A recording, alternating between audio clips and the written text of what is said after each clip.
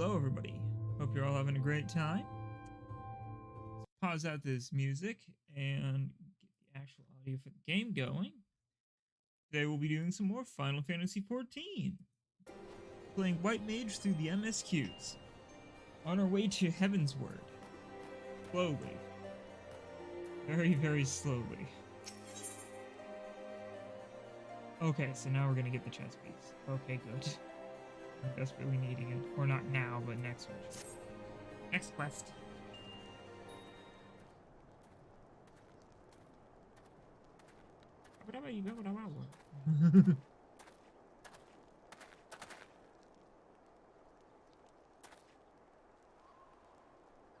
Captain Ilbert. Captain Ilbert. Your report, if you will. Aye, Commander. Firstly, with regard to the heretic we captured, I regret to say that the man could tell us not that we did not already know of you. We have since handed him over to the Ishgardian authorities. Henceforth, the Holy See will pursue the matter independently. Our inquiries concerning the Ivy, however, have proven more fruitful. We have ascertained the channel by which the heretics acquired their information on the shipment routes. Go on. You will recall the flame we first identified as being in the Ivy's employ. From him, we were able to trace a trail of conspirators, each taking us closer to his master. Alas, the trail came to an abrupt end. Fearing that the investigation had been compromised, we took the necessary steps to detaining all suspects of conspiracy. There were 5 on our list, including a flame stationed at Revenant Toll. The man's primary duty was to keep inventory of donations from abroad, the particulars of which he would share with benefactors, thereby ensuring that needs did not go unfulfilled. By virtue of his role, he was privy to the detail of all shipments bound for the settlement. Needless to say, that includes those originating from House Fortellness.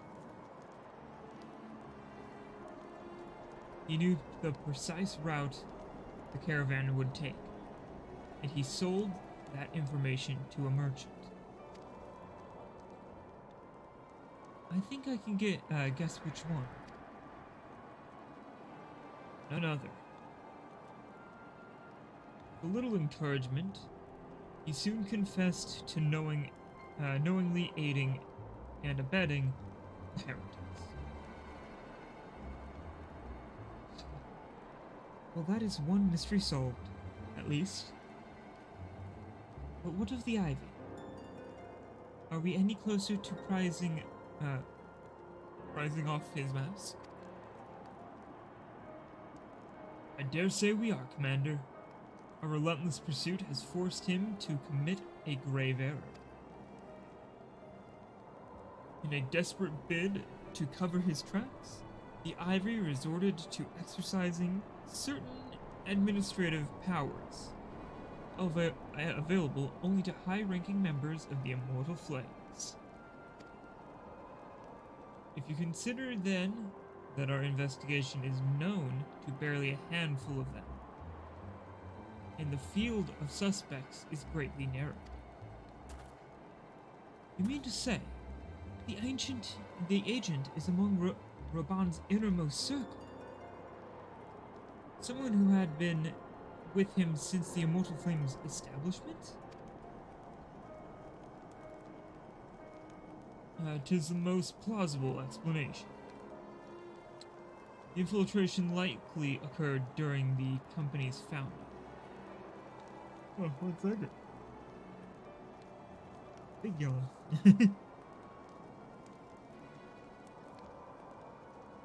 With the groundwork for the act being laid beforehand. Yeah. To slip into a position of authority unremarked and remain above suspicion all these years. I too was surprised, though I really should not have been. Of the 3 grand companies, Uldaz was ever more vulnerable to information. Both Limsa Laminsa and Gradani have had long-standing armed forces that lent themselves well to the formation of the Maelstrom in the Order of the Twin Adders. To all intents and purposes, it was the same people, loyal ones under the same leadership. Only the banner was different. Not so the flames. Uldaz's military was made up of disparate orders, most of which were glorified mercenary companies that answered only to their paymasters. Hardly an ideal environment in which to establish something as high-minded as a grand company. I can't wait until 90% of these scenes and the stuff is spoken for me. I am bad at reading. The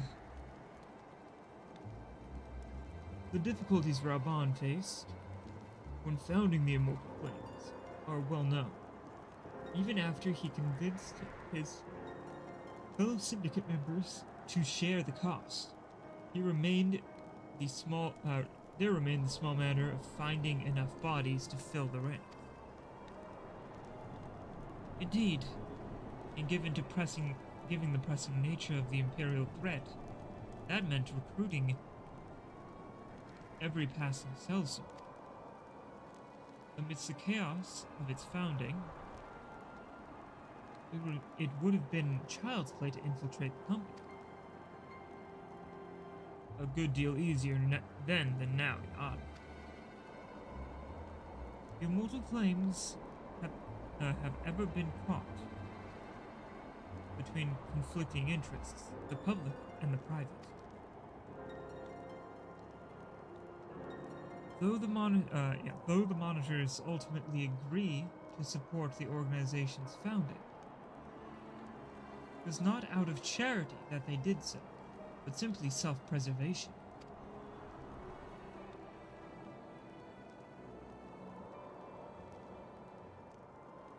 Had Neil van Darnas's ambitions been any less apocalyptic,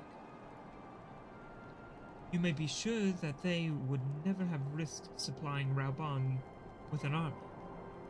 'Tis but a wonder they did not attempt to extinguish the flames the moment the danger had passed.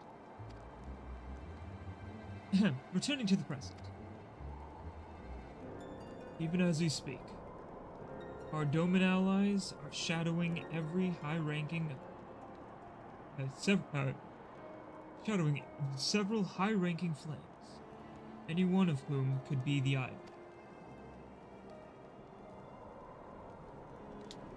Desiring to deal a blow against the Empire, the refugees were eager to lend us their aid.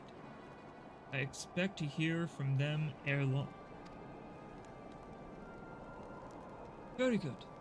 Pray continue your investigation with the first. Meanwhile, have the second attend to the unrest, and the third join with the fourth in inspecting crystal shipments.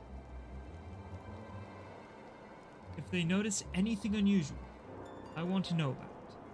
If Shiva is summoned in like manner to the primals, the heretics will be looking for further supplies. Understood, Commander.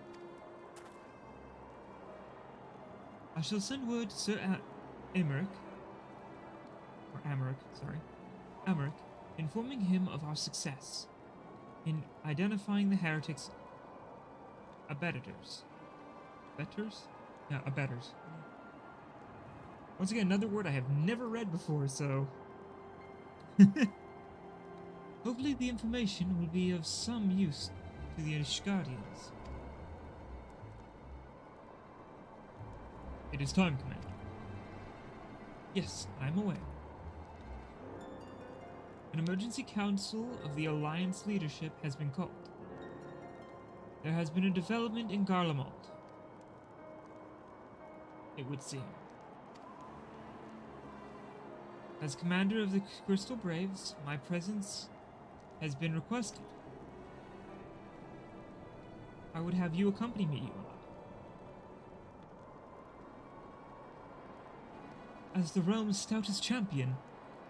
Tis only meet. Sorry, that's a weird phrasing I've never seen before. Tis only meet you'd be present for the discussion. Oh, and the Undescendant has already given her consent, lest you worry.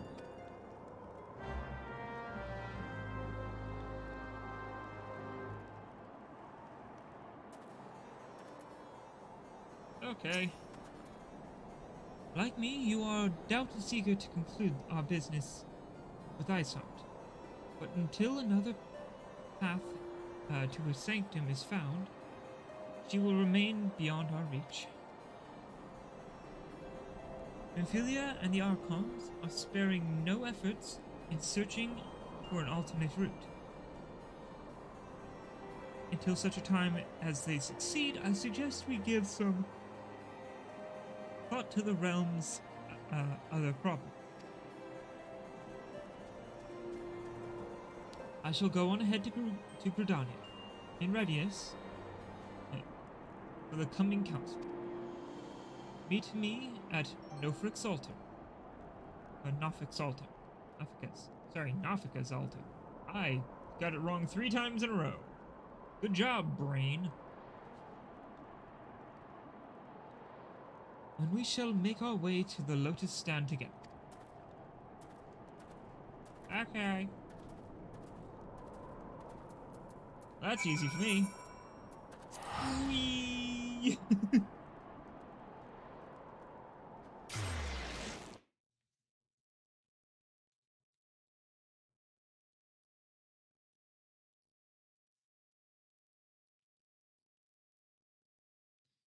All right.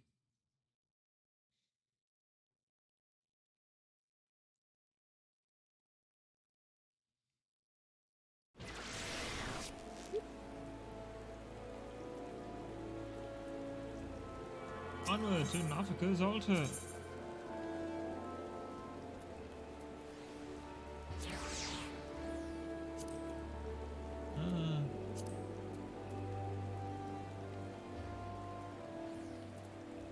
It is in Old Gridania. Oh. The Conjurer's Guild thing was covering it. Whoopsie.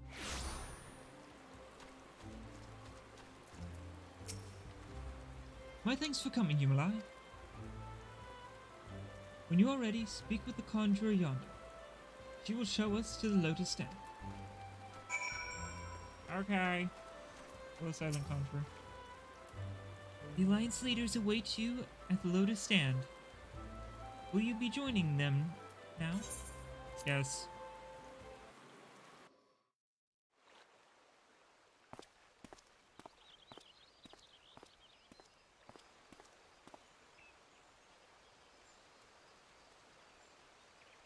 Change has come to the Garlean Empire, and we must discuss the implications.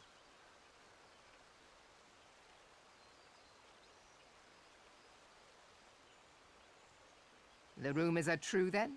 The War of Succession is ended. It is. A new emperor reigns in Garlemald. Who?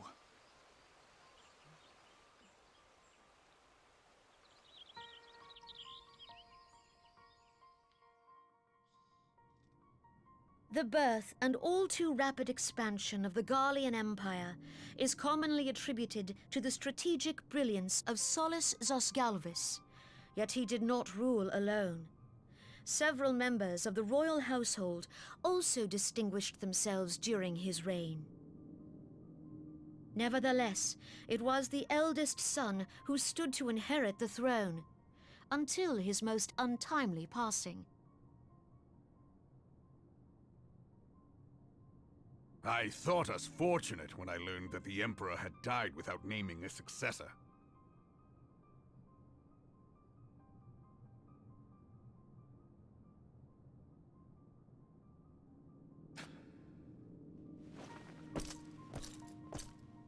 Would that the Garlean Empire had died with him.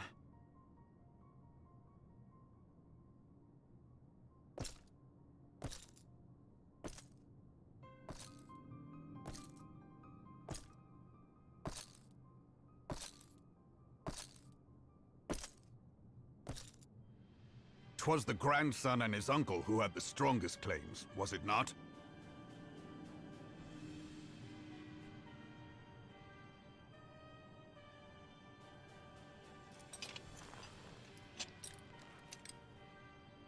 Indeed, yet claims count for little without the power to assert them. High Legatus Varus Ye Galvus is a respected military leader. Not so his uncle.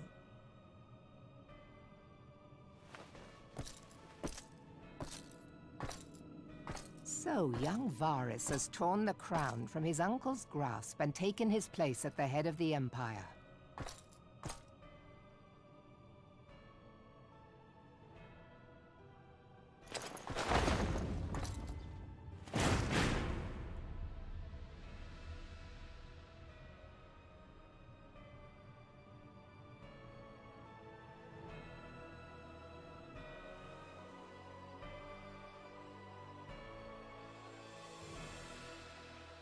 Given the troubled nature of his succession, the new emperor will require time to seal his grip on power. Yet have no doubt but that he shall, for there are none left with strength enough to oppose him.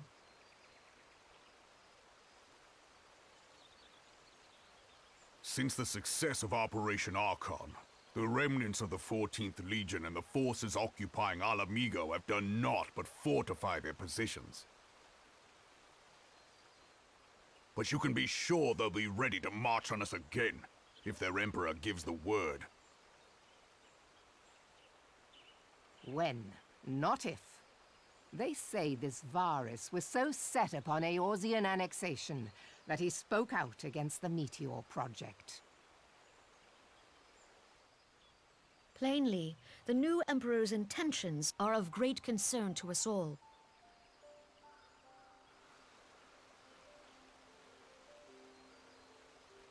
I propose that we set aside the Cartno dispute for the present, and discuss what measures the Alliance might take to prepare for a resumption of hostilities with Garlemald. Moreover, I move that we re-examine the question of how our former allies in Ishgard might be persuaded to retake their place at our side. Could Eorzea but stand as one, 'twould deal a grave blow to our enemies' ambitions.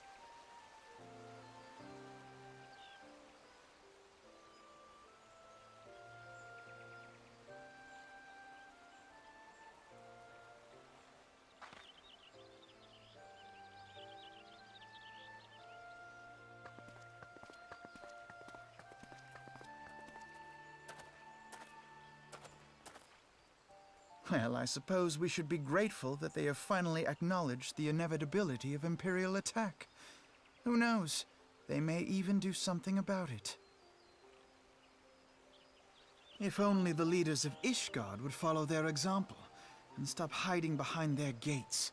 praying for the coming storm to pass them by. But that is a discussion for another time.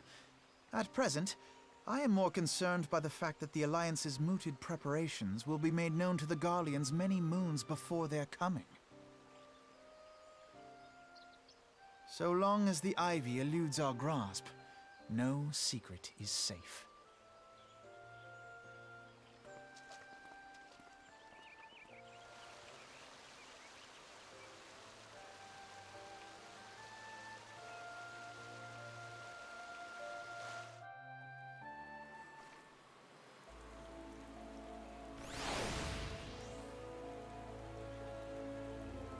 Alright. Terrible things are happening. I will not have escaped your it will not have escaped your notice that the nations of Eorzea are no nearer to being of one purpose, despite their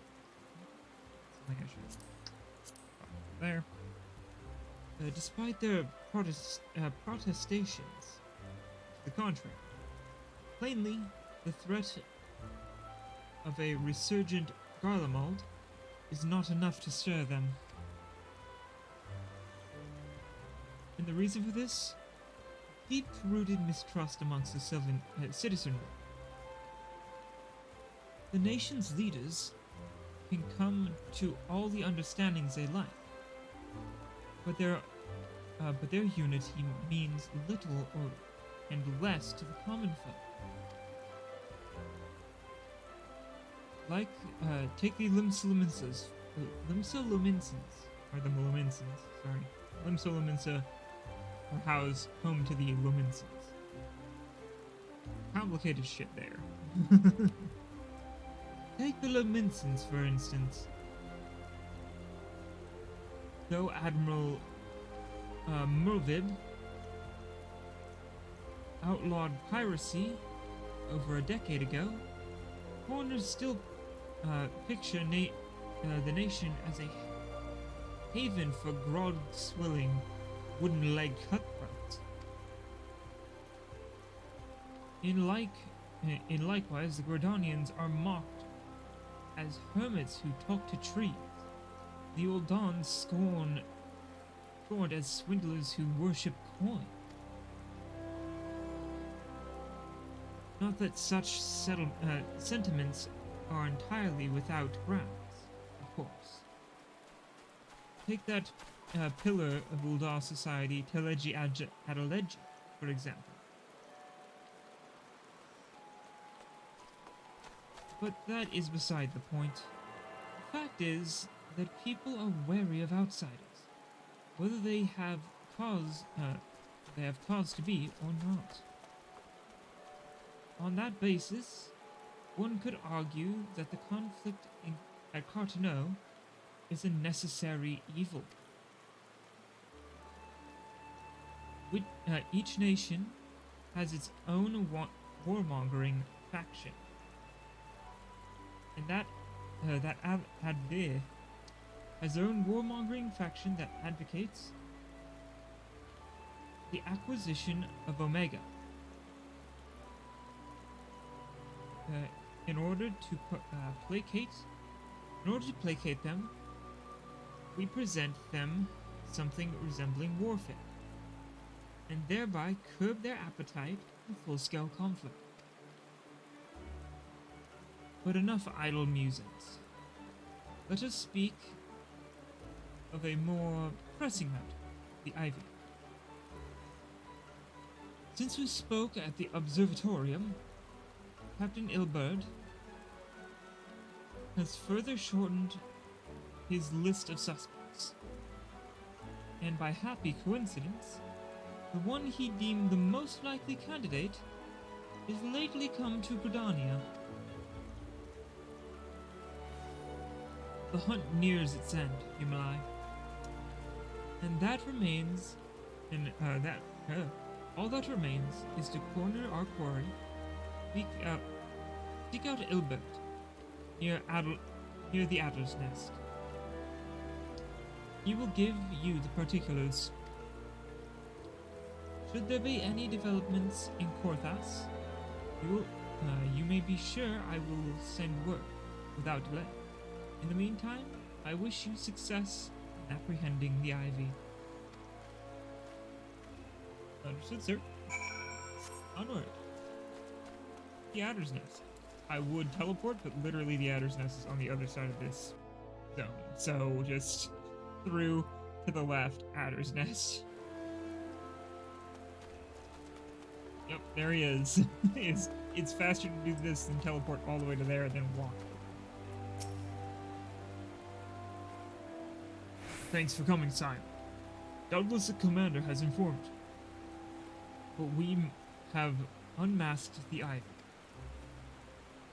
From this point on, we must proceed with extreme caution. I'll take the coin because none of these are for the armor equipment I use. These, yes? Oh, yes. A-Star Rose. That's what I want. Everstar looks sick, though. That looks neutral, it's tabard. I do like the look of the Everstar stuff, but Daystar is what I need. Dawnstar, whatever it is called. Oh, hold on a second. Listen well. The spy we have been seeking all this time is none other than Flame Marshal Elena Roel, Raban's second in command.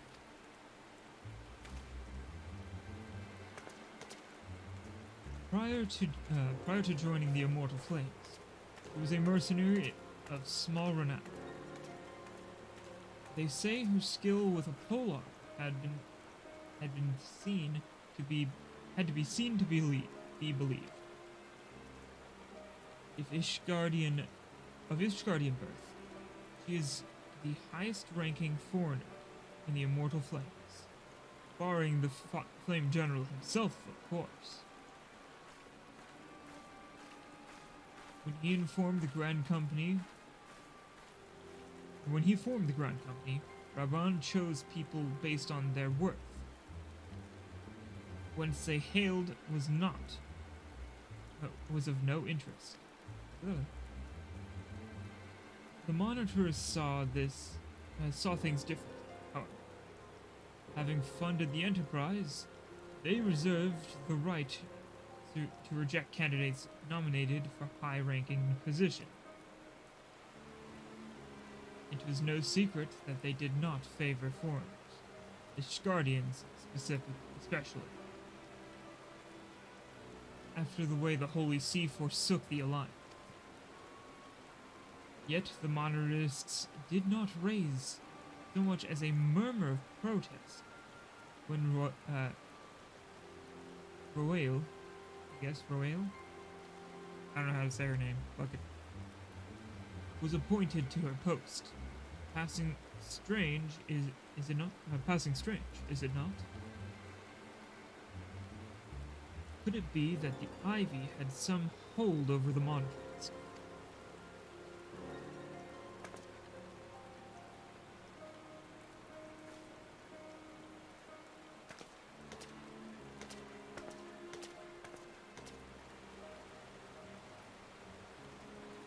These revelations are secondary to our current mission. Of foremost interest to us is Royal's presence here now. As you may be aware, it is the duty of the Flame Marshal to command the Immortal Flames, in the absence of the Flame General, while Raban attended the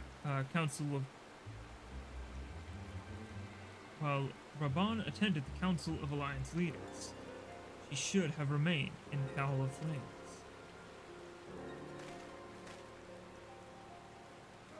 The woman has no business in Gridania. Yet, here she is, nonetheless. On some pretense. She is up to something, mark my words. Even as we speak, I have a dozen men trawling the Flames records for evidence of Royal's guilt. But if we can catch her red-handed, we shall have all the proof we need. Which brings me to the plan. I have people watching the city gates, the airship landing, and the docks. Every point of egress.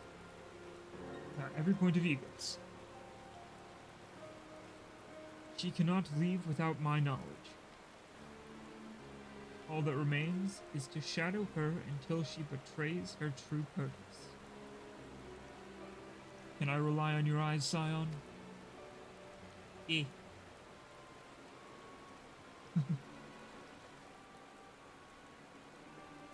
You have my thanks. Let us go. Let us go then, and take care not to alert our quarry.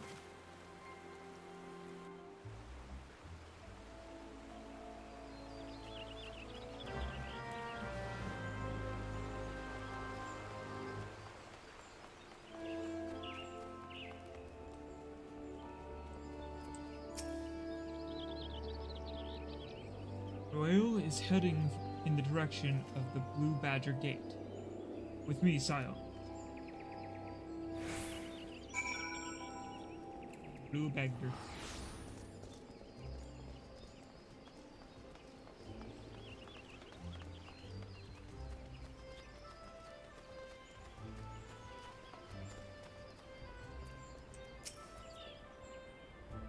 So, Royal has entered the Carline camp, meeting someone, perchance. Could it be she meant to board an airship?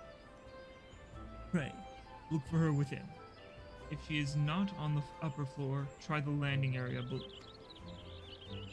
One of mine is stationed in, and she may have seen something. FME is her name. I shall remain here to chase Royale, or in case Royale appears. Okay, do I see Royale? No. No. Okay. Going down. Oh, you can't jump down there. Jump down right here? Nope. Have to go around. Whee!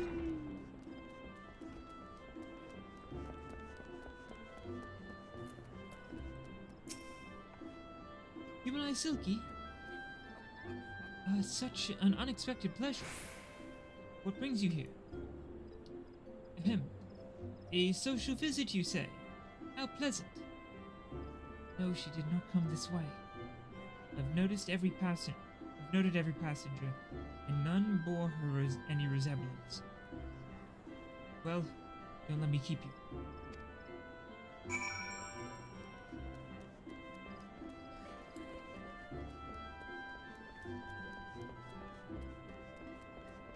I do love the theme tune for this area. Nice.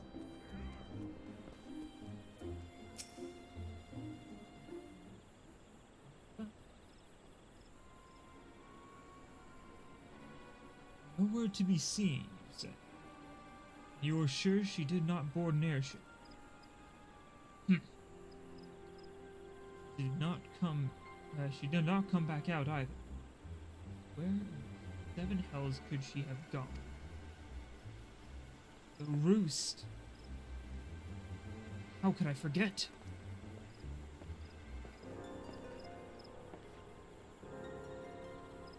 Greetings, good sir.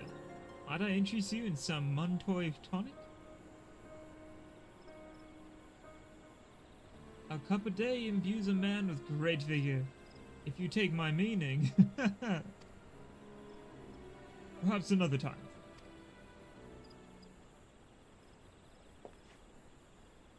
Wait. That necklace. Are you a shinobi of Doma?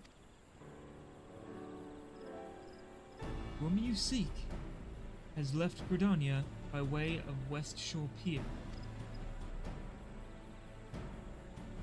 She was attired as a merchant, but these eyes are not so easy to deceive.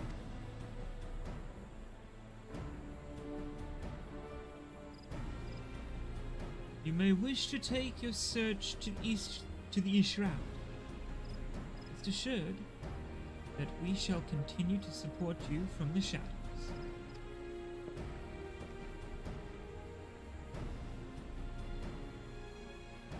Thank the 12 for the donuts. Were it not for their unique talents, Royale would have disappeared without a trace.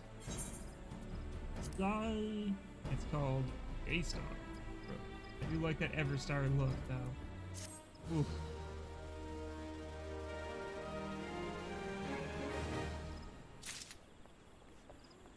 This real quick. Oop. Let's see, what does it look like with the thing on? Oh man. He just looks depressed with that on.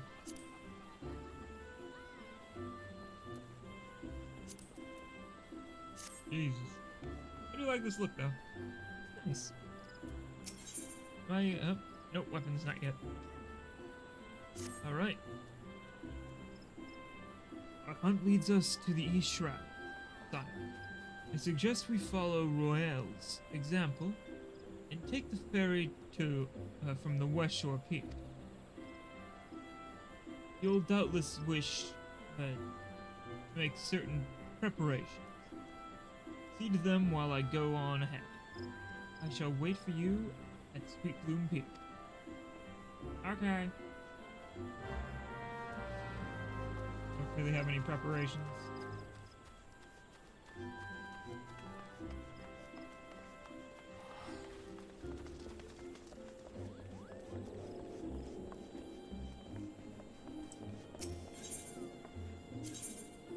Curious how far along I am.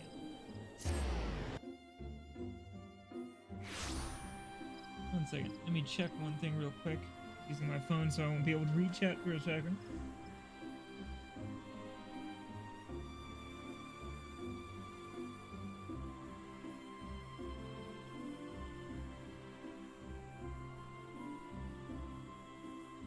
Alright. One phone, be that ever so slight bit faster, please. It is a long list with a lot of hyperlinks. There we go.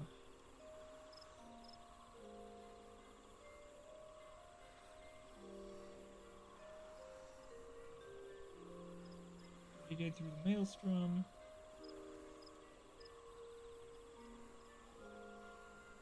Did that.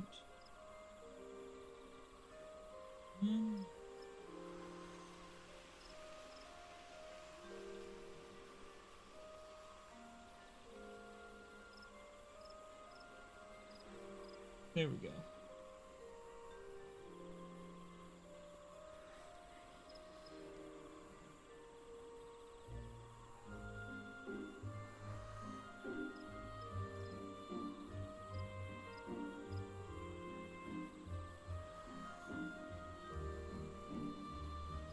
Fourteen, 15, 17, 18, 19, 21, 22, 5, 26, 27, 28, 29, 30, 31. I have 31 more quests before I'm done with the post-game of A Realm Reborn. And then on top of that, I'll have to enter Heavensward afterward. And do all of Heavensward, then Heavensward's post-game into, Stormblood's post-game, Shadowbringer's post-game, Endwalker and Endwalker's post-game, and hopefully I'll have that all done by next summer because Dawn Trail comes out. And I'd love to be caught up before Dawn Trail.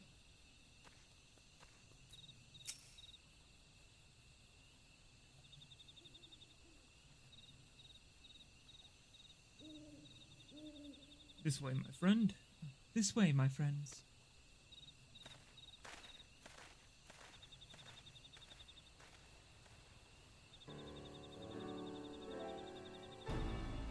Your quarry makes for Hawthorne Hut.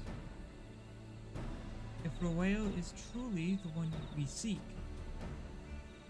we can expect that she means to make contact with her Garlean masters.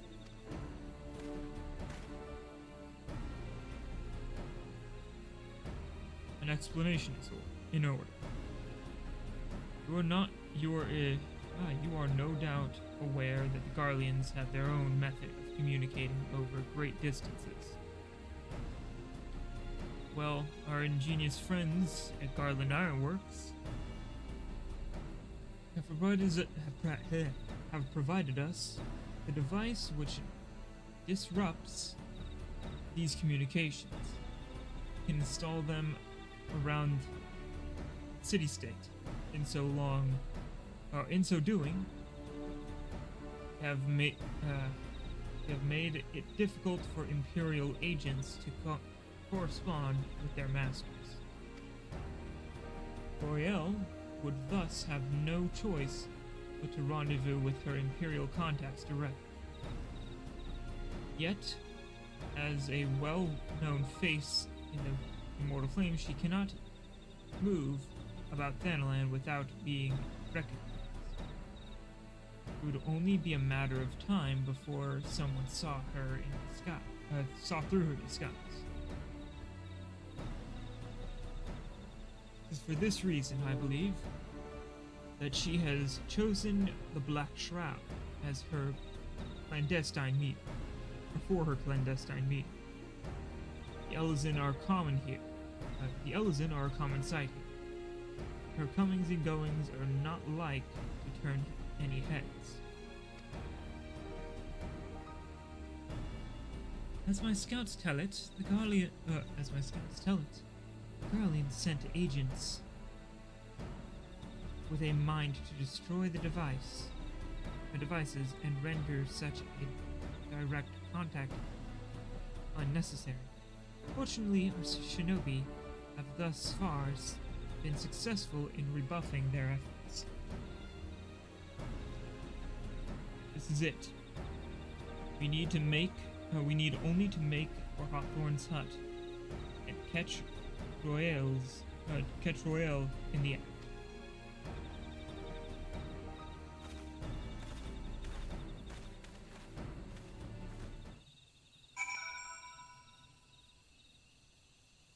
All right. Now I just gotta pop my bike. Ooh.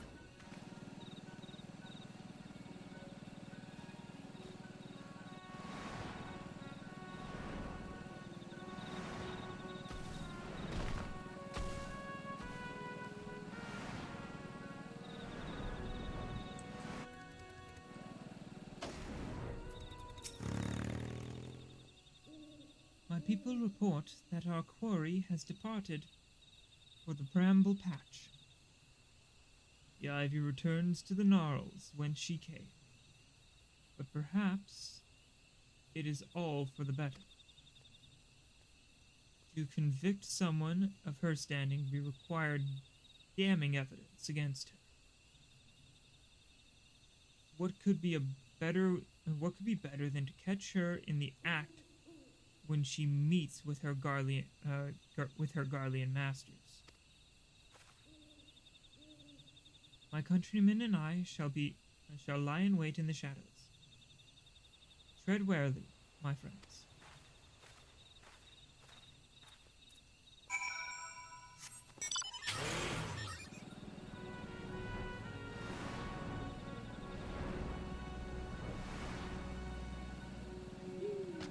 Man.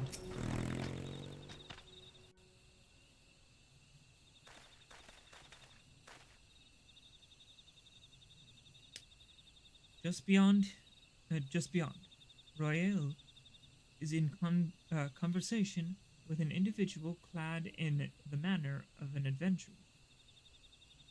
An Imperial intermediary, no doubt. This is it, with me.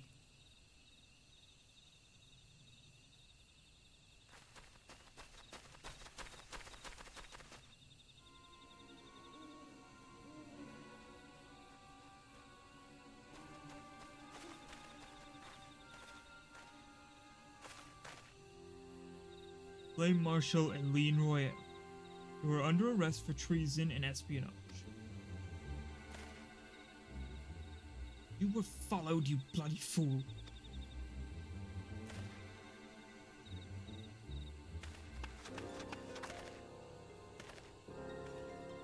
Damnation.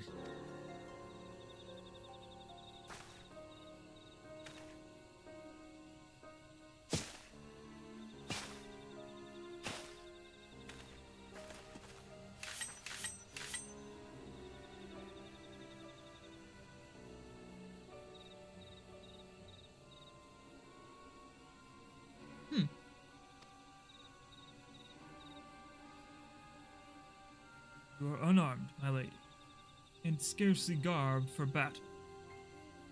But if you wish to fight, you are welcome to try.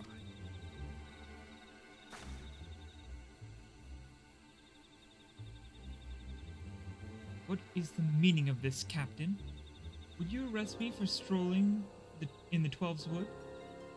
When I last looked, that was no crime, and neither was conversing with passing strangers.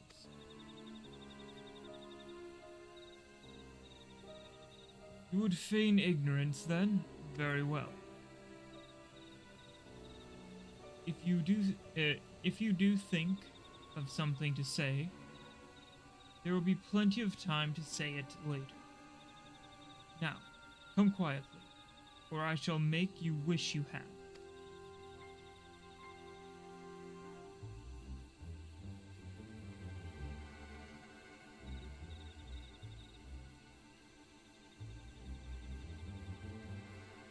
I will offer no struggle. After all, I have naught to hide.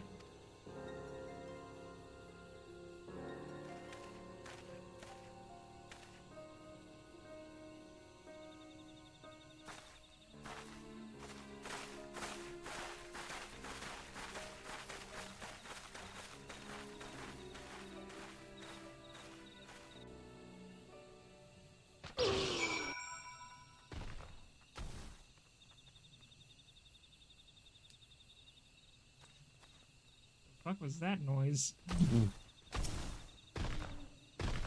Even a warrior of Royale's renown could not have hoped to escape by force, despite her claims. Her surrender does not bespeak innocence, but an awareness of her position is an awareness of that her position is untenable.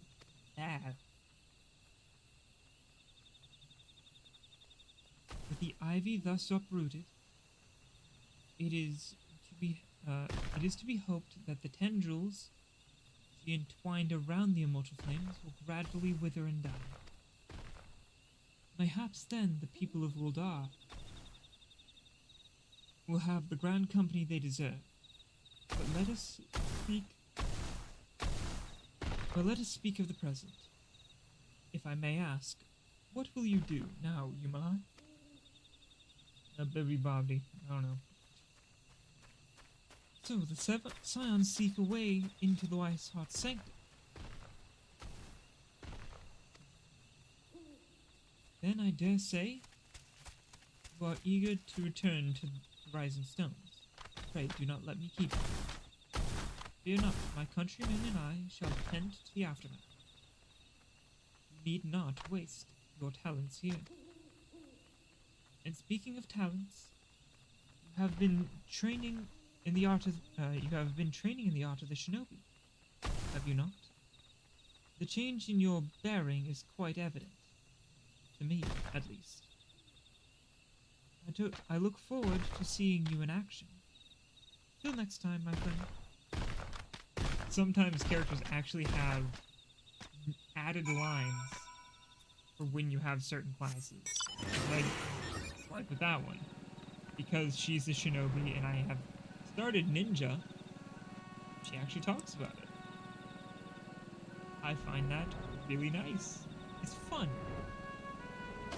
The game recognizes certain things like that and actually well, says something.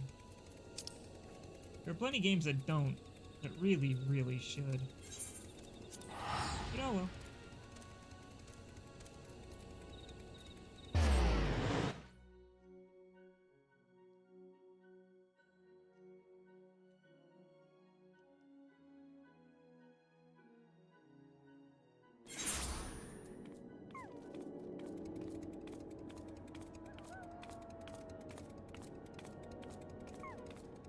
Okay. Onward, back into the Rising Stones. Speak with Minfilia.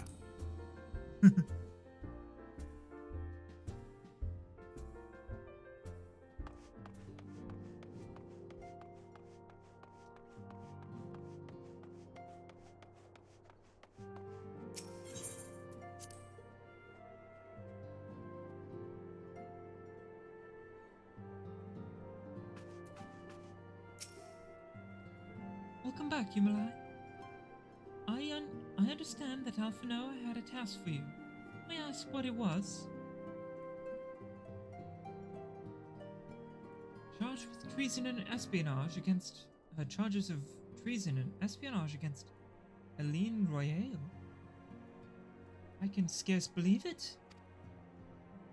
Could there not have been some manner of misunderstanding? Not to my knowledge. No, it avails us not to dwell on it. Whatever the truth may be, we must trust the authorities to uncover it. Let us speak of another matter. I am pleased to report that we have made progress in our efforts to find a way into Iceward's sanctum. Yay!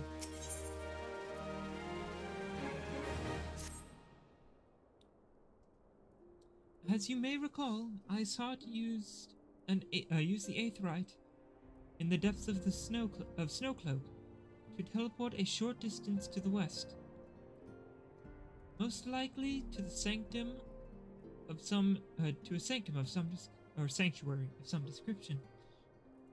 It is there that we suspect she means to summon Shiva, using the crystal she stole from House Fortem's caravans.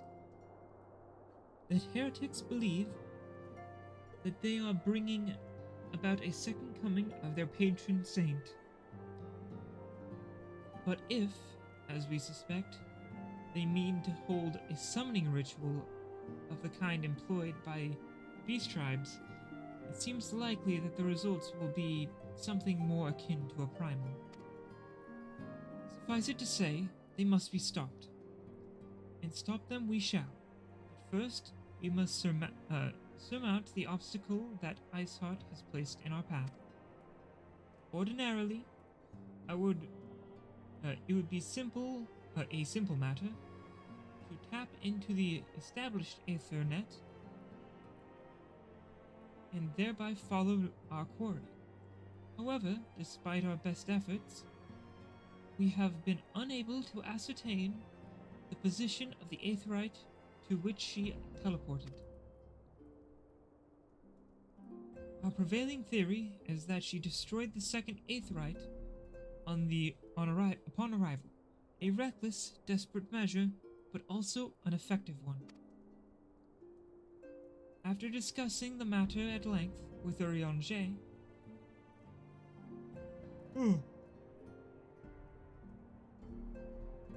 we have concluded that we lack the expertise to develop a solution.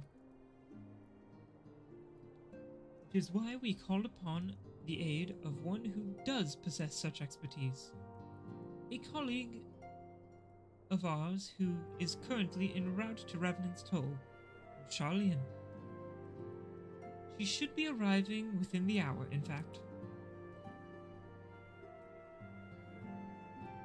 Since you are here, mayhap we could welcome her together. I am certain she would appreciate the gesture. Let us make our way to the northern gates and await her coming.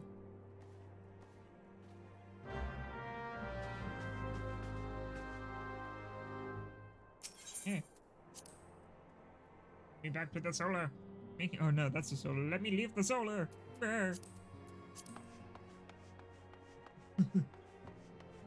Back out into Revenant's Toll.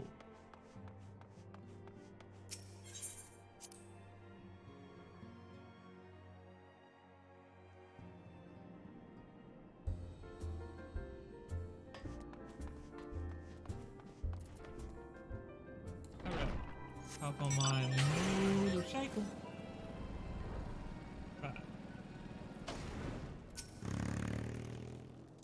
Waiting. Waiting. Waiting.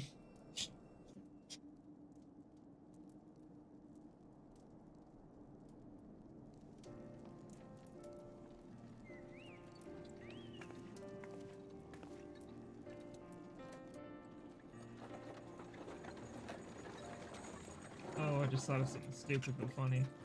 Imagine those chocobo carts but as low riders. With hydraulics.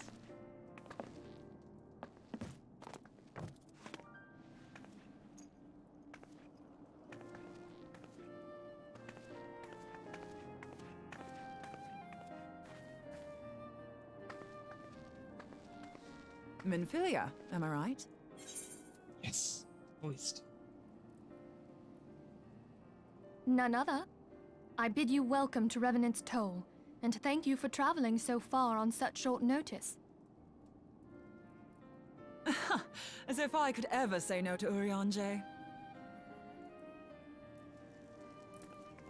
Moonbreeder is an accomplished Sharlayan scholar, and an authority on aetherite technologies. She has played an invaluable role in our search for a means to capture Ascian souls. Charmed, I'm sure. Yes. Yes, big lady.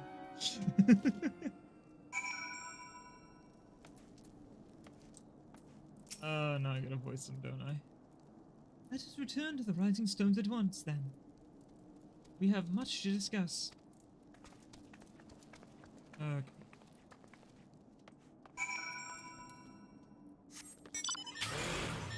I'm bad at doing voices, but I'm trying anyway. Whee!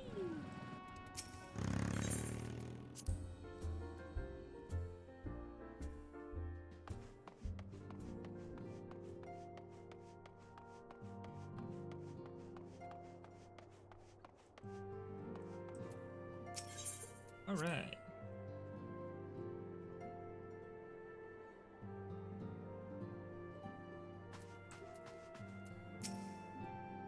Be voiced again. Looks like it probably will be.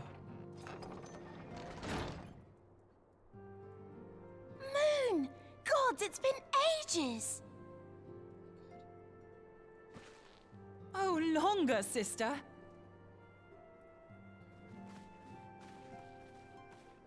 A joyous reunion indeed. Well, of course it is. Moon and I are like twin sisters. Save in appearance and aptitude.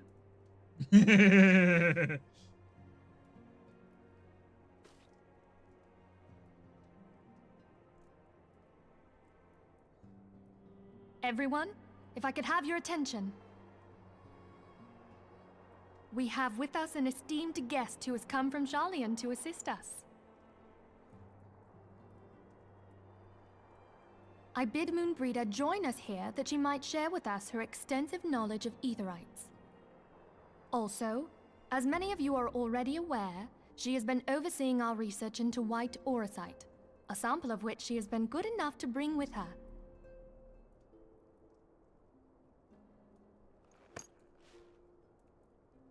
Well, I had to come, didn't I?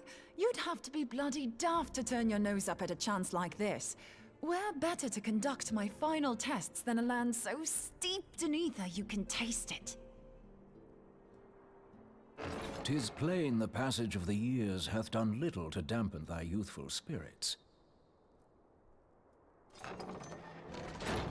And nothing at all to reform thy youthful manner.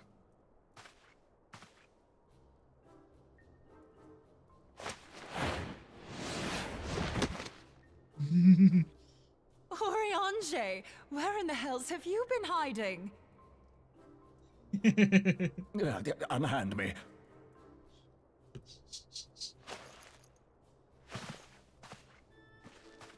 I come all this way, and that's what you have to say to me. I much preferred when you were pleading with me to drop everything and hurry to your side. What was it you said? None save thee can satisfy this need. Go on.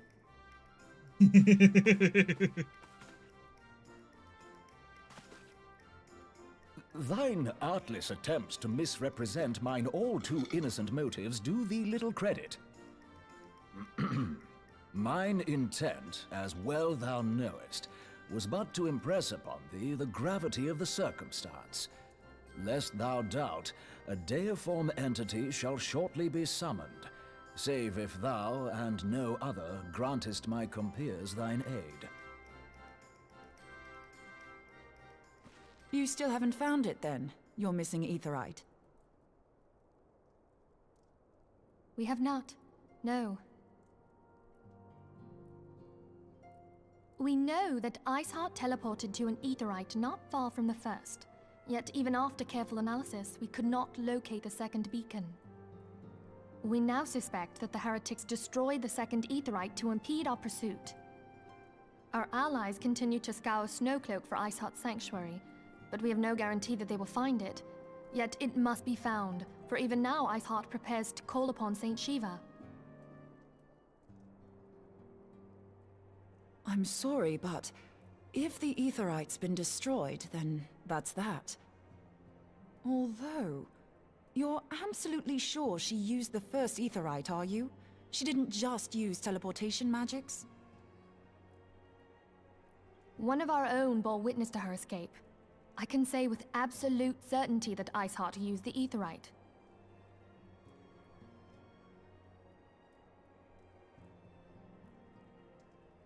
In that case, there might be a way, so long as the ethereal current is still flowing. Truly? How? We use the current to recreate the beacon. As you know, aetherites are a bit like lighthouses. We use them to reconstitute our physical forms when crossing the ethereal sea. Without them, we'd lose all sense of direction and our essence would dissipate. However, we don't rely solely on these beacons. There are currents of ether which flow between them, currents which help guide us to our destination. Now, these currents will gradually dwindle away to nothing if an aetherite is destroyed. But if even a sluggish flow remains, we could theoretically use it to direct a surge of concentrated ether towards the void left by the beacon, and thereby fill it up again. Like opening the floodgates to fill a dry riverbed. Though, correct me if I'm wrong, but would we not need a veritable reservoir of ether? In concert, we might manage to channel a sufficient volume, yet that is not my chief concern. To direct the flow of so great a volume of ether with the requisite precision would be a nigh impossible task in itself. I barely succeeded in facilitating travel to an unattuned beacon. That which you describe sounds considerably more difficult.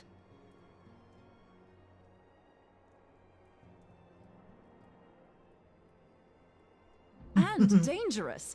Every person who has attempted to teleport in this fashion has died in the process. They, however, did not have white auracite at their disposal. I can use it to channel all the ether you can give me into the aetherite. However, white auracite cannot retain ether for an extended period of time, so we would need to infuse it immediately beforehand. Just so you know, I'd confidently give this plan better than even odds of success. And if the worst comes to worst, your people won't suffer. Though it risked the lives of our best and brightest, we have not the time to seek other options. If the ethereal current still flows, we shall carry out Moonbreeder's plan. And if they do die, they won't suffer. That's the spirit. Let's roll the dice. I'm the one rolling the dice, I guess. Damn it all.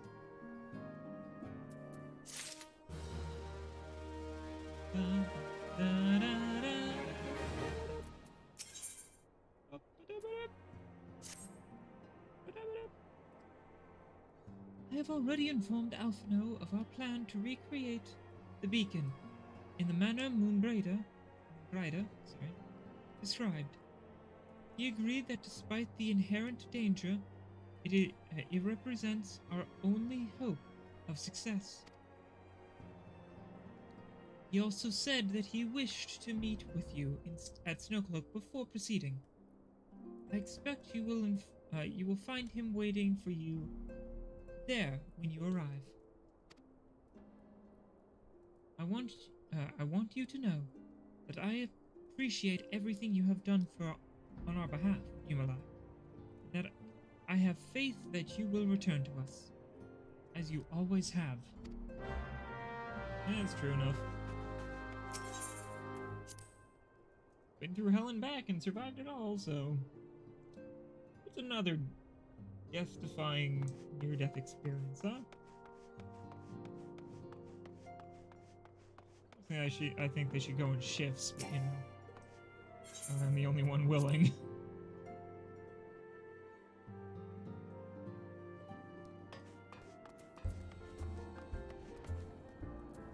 I'm gonna fly there, because either way I have to fly there partially, so might as well go into Korithas here and then just fly to the destination directly. Right?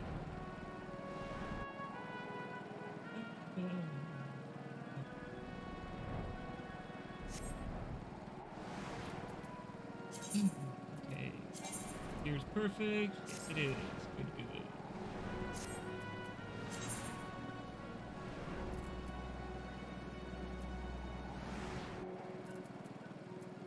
More anti-parts. Oh, I have a full armor set now.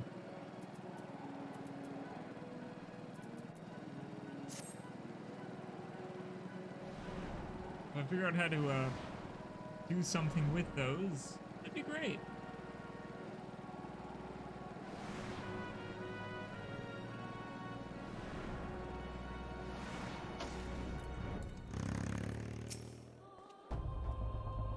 Good to see you, Yumalai.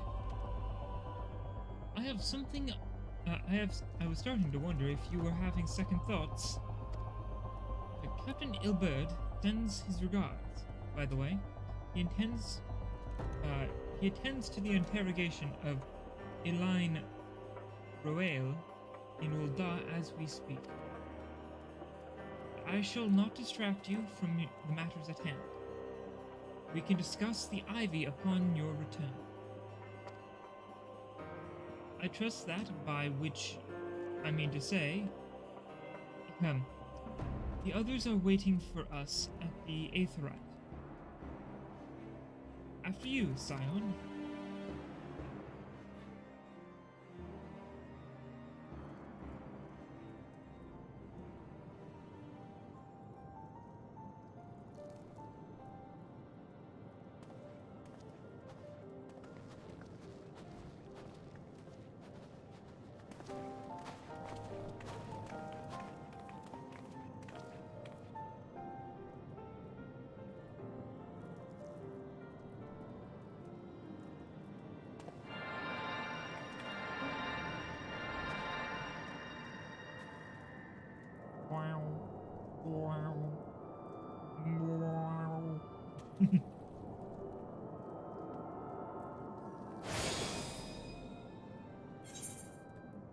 There.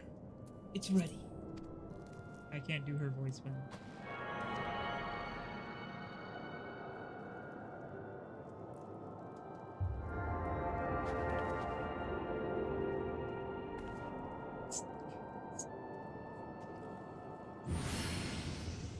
Alright.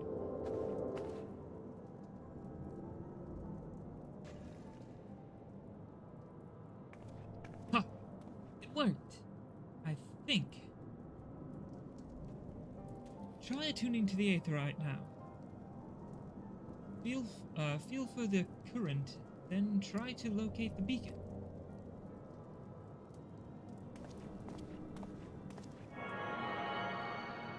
Alright, whether I turn to vapor or actually make it.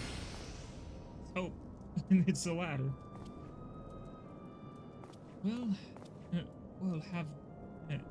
we have done all we can, Yumalai, for now. We have done all we can, Yumalai. Now, let us withdraw.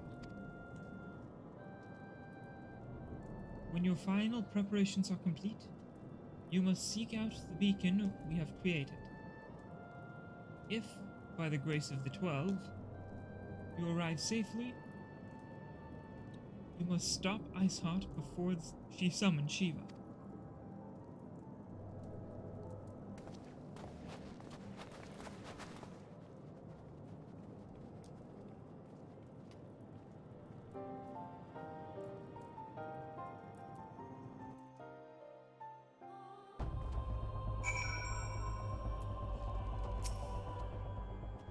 We cannot ignore the possibility that our actions have alerted Iceheart to our plans. Should that be the case, she may attempt to hasten the completion of the summoning ritual. And if she succeeds, you will have little choice but to face Shiva in battle. Knowing little of this saint, I cannot say if our own strength will suffice. And so, I would encourage you to call upon your allies. Some may have reservations about wagering their lives on the success of Boombrida's experiment, but others will surely agree that desperate times call for desperate measures. Before you assemble your party, pray speak with the knight. I believe he has a message from Sir Emmerich. Okay. Sir Emmerich regrets that he could not be here in person, and asks that I read you this letter. Ahem. Ishgard faces an unprecedented threat. Yet, in our hour of need, it is not her knights that stand poised to defend her. Yumalai Silki, the warrior of light, savior of Eorzea. Your deeds this day shall not be forgotten. Where others flee, you choose to remain. Where others would falter, you rise to the challenge. Where others would use their gifts for selfish ends, you wield yours in service of a greater cause. May Halone bless you with good fortune and see you safely home. Okay. I guess it's time to do a thing. Pretty sure it's in here. Yep. This. Afa Amphitheater. Join a queue. Oh good, it's an 8-man. So I'm not the only healer if I fuck up.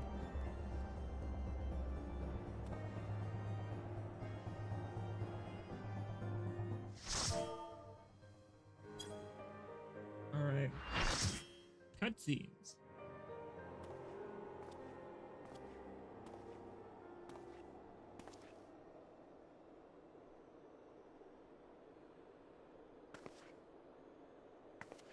You should never have come here, warrior of light.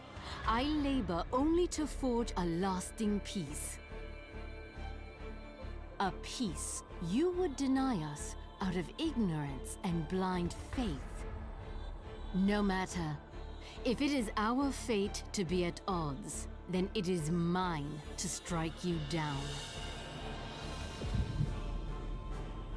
We whom gods and men have forsaken shall be the instruments of our own deliverance. Partake of my flesh. Fill this vessel with your light. Walk amongst your brothers and sisters once more.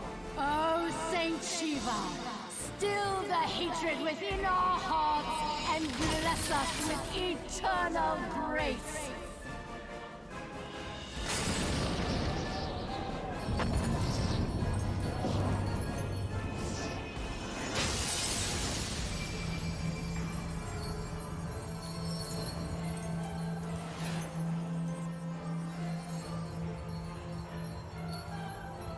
Alright. Time to fight Shiva.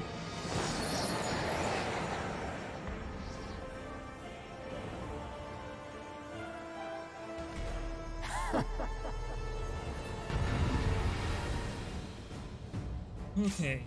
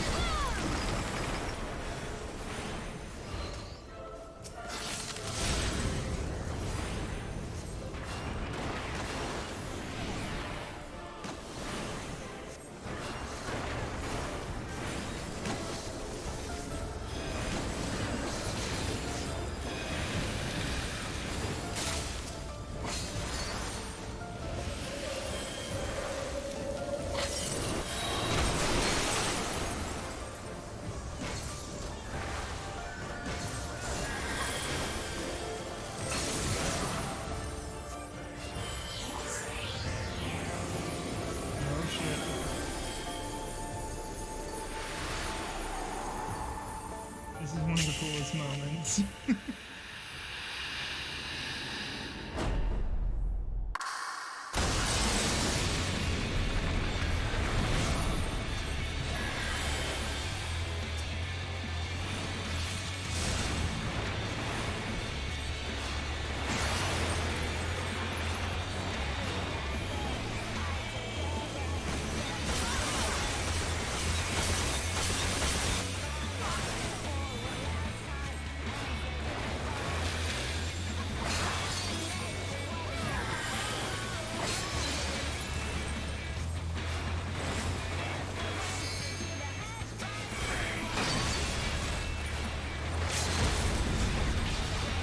Fight and victory.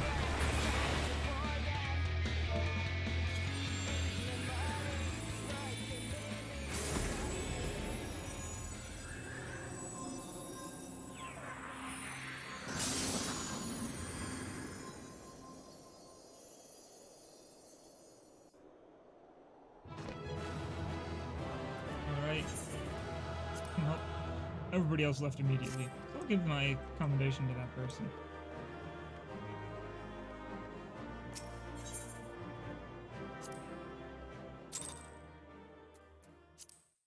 Got 2 commendations. I'm happy with that.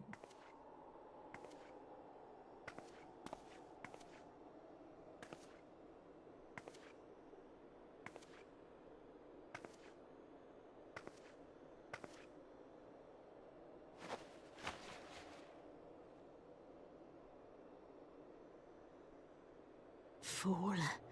Blind, bloody fool.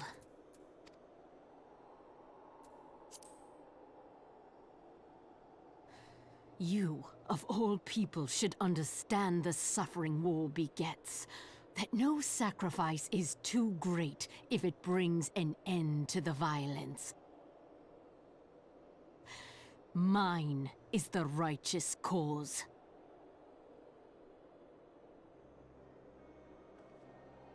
You fight in a war you do not understand. A pawn of liars and schemers. And they are no less ignorant than you, following the creed of their fathers without question, never thinking to ask why. Trapped in a delusion of their own creation, and blind to the truth.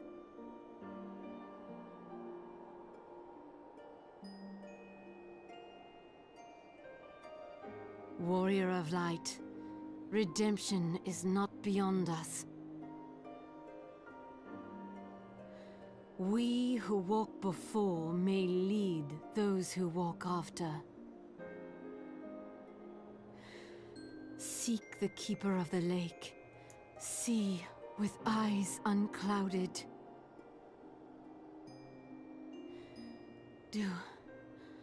Do not squander Mother's gift.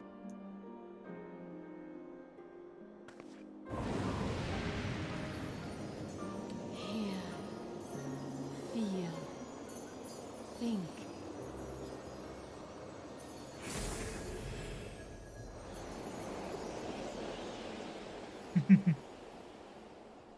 She has a connection to Heidelin as well.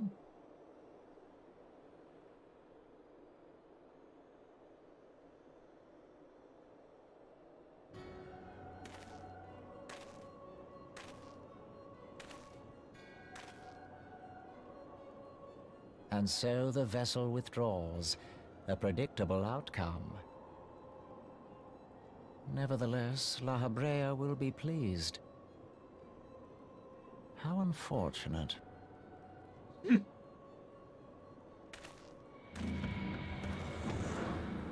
Nevertheless, La Habrea shall be pleased. How unfortunate.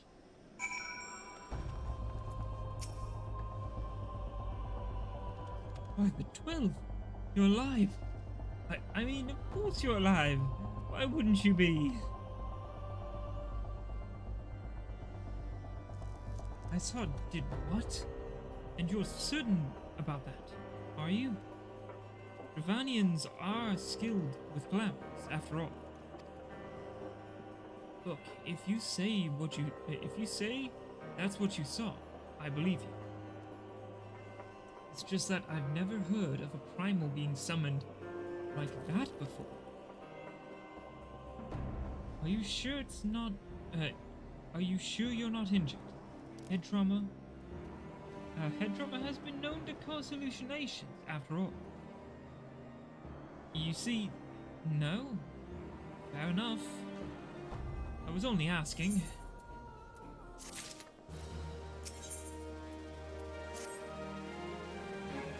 If you ask me, there's naught to be gained from mulling over the implications of your story in the freezing cold.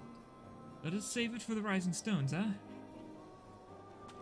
I'll get everyone to meet with us there. But before that, you had best pay a visit to White Brim Front and speak with Alphino. He's probably worried sick about you. That, or he's busy playing at politics with the Ishgardians. Either way, I'm sure he'll be delighted to see you hale and healthy. Speaking of which, you don't have a headache or anything, do you? No? Blood vision? No reason. See you soon. You sure you're not concussed? I can double check. Let me see your eyes.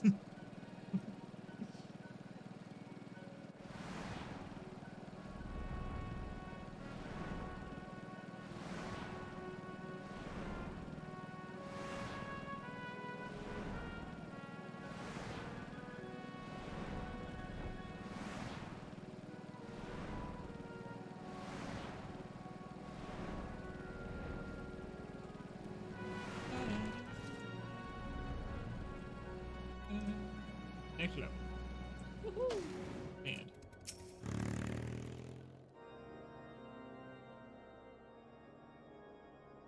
there he is, and none the worse for wear. Oh, it continued. I was trying to adjust my voice. I think I speak for everyone. I think I speak for us all when I say that I should like nothing more than to hear the stirring tale of your victory. If you would be so kind. Explains the story of the fight. Then we were too late to prevent the summoning? But not too late to prevent further loss of life. An outcome worthy of celebration, and one for which we have Humuli to thank. Yes, you are right. Of course, Sir Amric. We should be content with what we have accomplished. I, for one, could not have wished for a better outcome. Shiva is no longer a threat, and the heretics have been routed. There's a matter of Iceheart's escape, but she cannot run forever. Whether it takes days, weeks, moons, or even years, my knights will find her. In the meantime, Lord Drillmon, is the caravan ready? The supplies that your men recovered have been prepared for transport, in accordance with your wishes. Rest assured that my knights will see them safe to Revenant's Toll. Of that I have no doubt. I take it these are the self-same supplies the heretics stole from the House Fortem's caravans? Less the crystals which were comprised of the bulk of the shipment, yes. Scarcely a fraction of that which was promised, but a meaningful contribution to your cause all the same. But on an unrelated note, Humuli, might I trouble you to accompany me to Camp Dragonhead at your earliest convenience? 'Tis not for my benefit. A certain lord most distressed when he learned of your intent to risk life and limb to stop Iceheart. It took half a dozen knights to restrain him, I am told. Harshavant. Men give vent to anxieties in a myriad ways. Pray do not think less of him.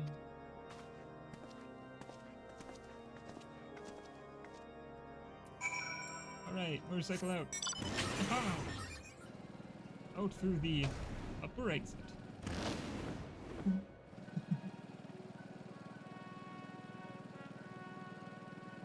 Just imagine an army of mages and stuff riding around on these motorcycles.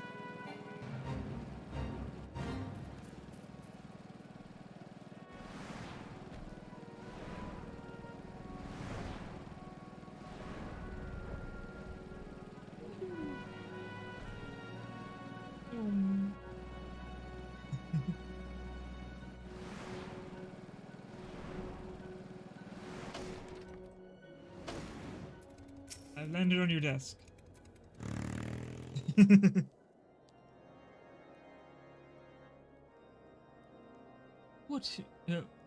What were you thinking, Humuli?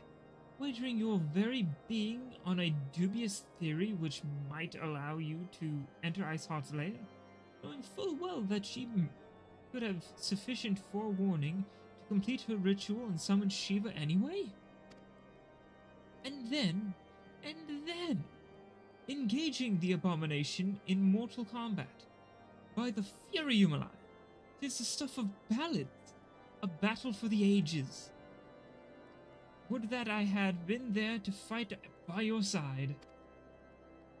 Yet, here I was forced to wait, condemned to wonder at the fate of a dear friend for a veritable eternity. Hershipont, never change. I would not wish such torture on my most hated enemy. But you are here now, and that is what truly matters. Let us move on. Sir Emmerich wished to have words with you and Master Alphino in private. He awaits us in the intercessory. Still don't know what that word means, but it's a room. Apparently. Ah, I know what class they are now. Like, what the fuck are they? Oh wait, no, I know. Just took me a moment to like, I don't do that. Enter the intercessory. Yes.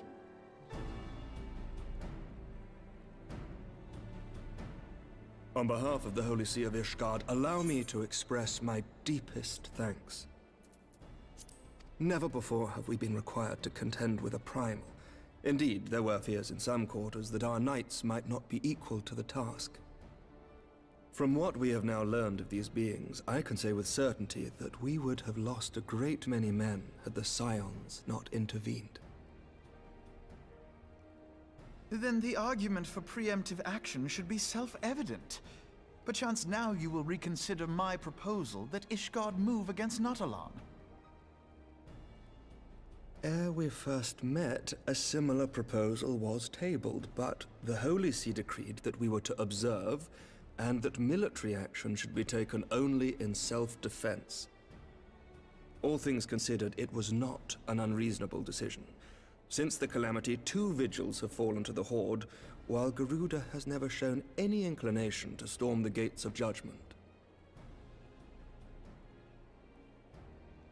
Which is why this unprecedented crisis and its resolution may prompt a change in policy. You who have faced these primals know well the threat they pose. Ishgard did not. Not until now. And there is naught like a brush with death to change a man's outlook. At the very least, this should silence any lingering objections to our arrangement with Revenant's Toll. The Holy See may even feel moved to grant us its formal endorsement. So far as it is possible, the Scions shall be compensated for their service. We should be grateful for any aid you can provide. As a gesture of good faith, I shall withdraw my previous request. Your people are doubtless needed elsewhere. That will not be necessary. We, too, have a vested interest in watching Dravania's movements. I see. Once more, I must thank you. Sir Emmerich, if I may, do you truly believe that Midgard-Zoma could return?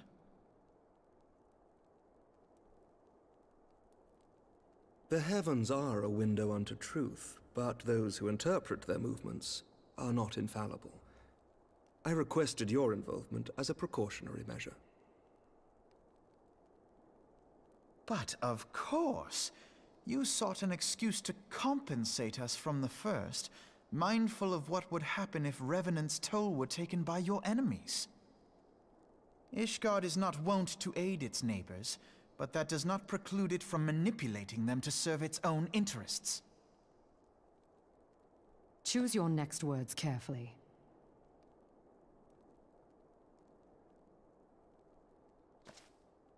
Do you know what sort of man becomes Lord Commander of the Temple Knights?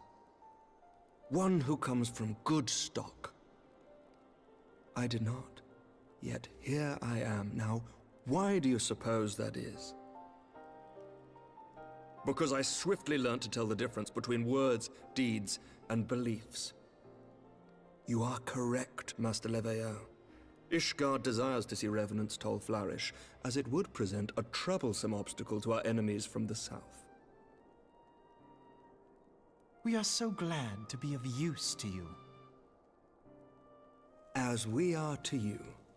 Ours is a mutually beneficial arrangement, lest we forget, one born of necessity. The dragons grow more restless by the day, and the heretics harry us nigh without cease. We have contended with such troubles for centuries, but there are limits to even our endurance. Yet as a pauper is loath to part with his meager possessions, the leaders of Ishgard are not wont to render up their trust to outsiders. But with perseverance on our part, they may yet be made to see the light. Nevertheless, one must take care when walking the road less traveled. Wise words, Sir Emmerich. I shall make a point to remember them. I must apologize for my earlier outburst. I hope it will not sour our good relations. Not at all. You but spoke from the heart. I trust you understand that at times my duties may prevent me from meeting with you. On such occasions, my second-in-command will speak for me.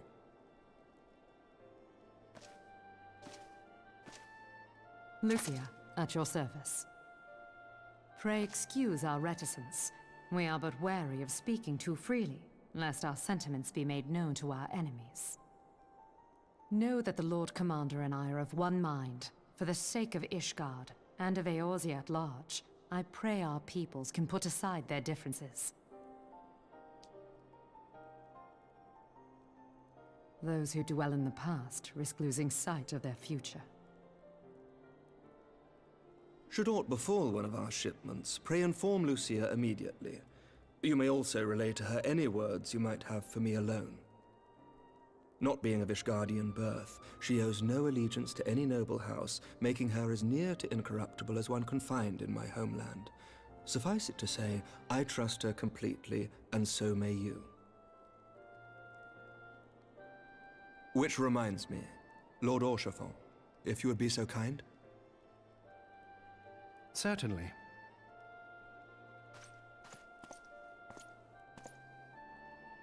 In times such as these, trust is ever in short supply. Mayhap this will go some way to rectify the problem. The results of our investigation into the heretics' recent attacks, as well as our interrogation of the merchant you detained. Sir Emmerich, I cannot thank you enough. Think nothing of it.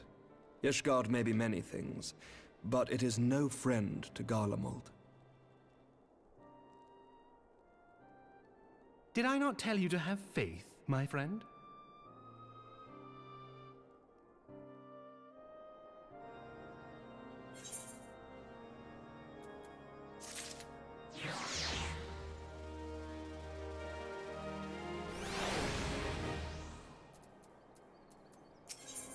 Will I eventually get a weapon? Because I'm still using a weapon that's under level. Or, under power, I should say. It would seem we have much to discuss with our friends at the Rising Stones. If what you say is true, Misfit's methods of summoning Shiva defies all precedent. It necessitates a complete reprisal of the primal threat, and of our approach to combating it. Moreover, there are grave ramifications if word of this incident reaches Imperial ears.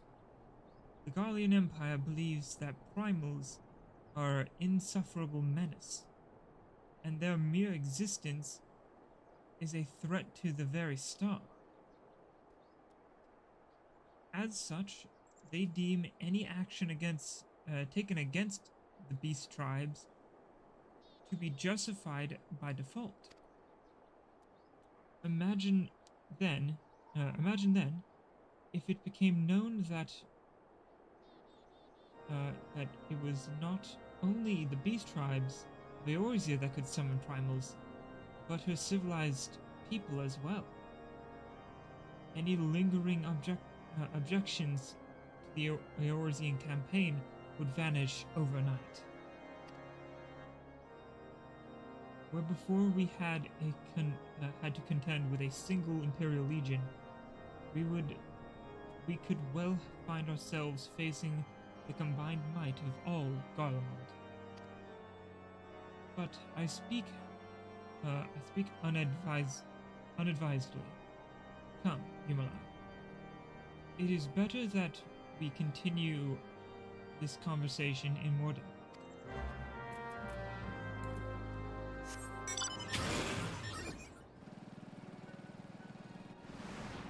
Wait, why am I doing that? That place, yes.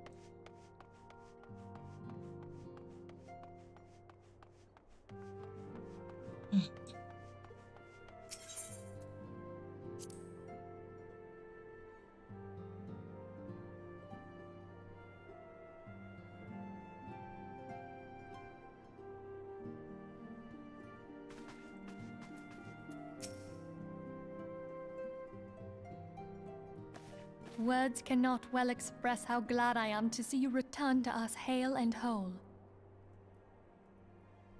Needless to say, I am most eager to hear your account of that which occurred in Kurthis, assuming you're ready to speak of it.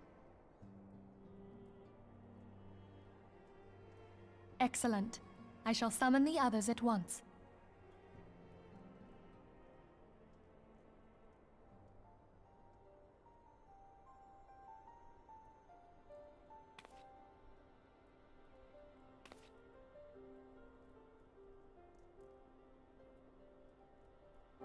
Iceheart used her own body as a vessel for a primal soul?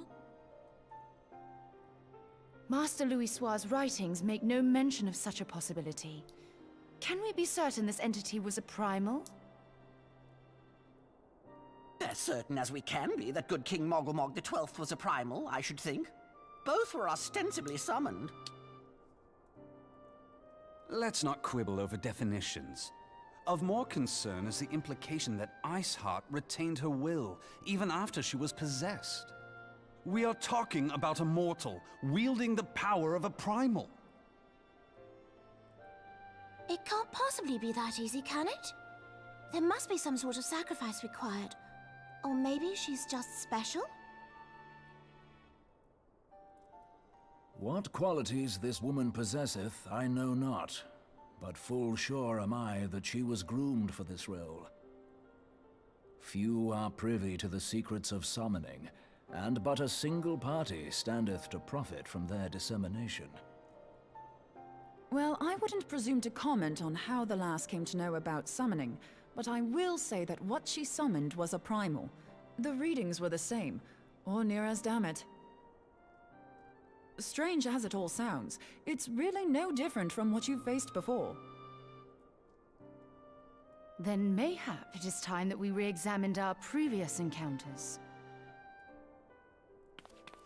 Pack your things, Ida. We're going back to Gridania.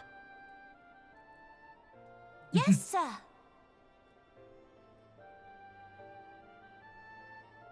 About Iceheart's final words to you. Hear, feel, think. Hydaelyn speaks to her as well. If Iceheart is blessed with the power of the Echo, she will doubtless have used it to further her goals. Or could it be that it was a revelation granted her by the Echo which first set her on this path? She did say that the Ishgardians were blind to the truth. Do you think she has knowledge of the origins of the Ishgardian-Dravanian War? It would do much to explain her unwavering conviction. Did not the Lady Iceheart implore thee to seek the Keeper of the Lake? And did she not imply that in so doing thou wouldst come to see with eyes unclouded? Midgard-Zoma was a king amongst kings who reigned for centuries on end.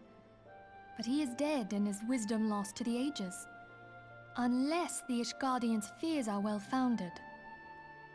It would seem we have yet another reason to stand watch over the Keeper of the Lake. For a mercy, we are well positioned to do so. Iceheart, Shiva, Ascians, and Midgard Zoma. I shudder to think how they're all connected.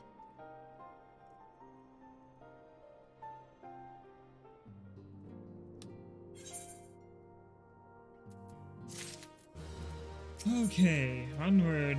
Oh, good. Here's a weapon. Actually be able to do things. I mean to scour the annals of for knowledge of Midgard Zoma. Given his great age, I dare say he appears in more than a few. You hear that? A commotion outside. Would you see if aught is miss? Okay.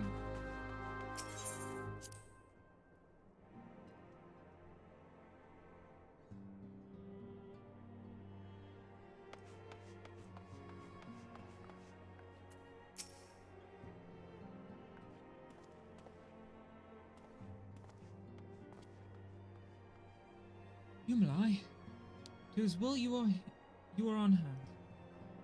We have a problem. Roel has escaped. It happened shortly after the Immortal Flames took her into custody. She had been placed in a dungeon cell ahead of her coming trial. But apparently, the accommodation was not to her liking. The turkey has found.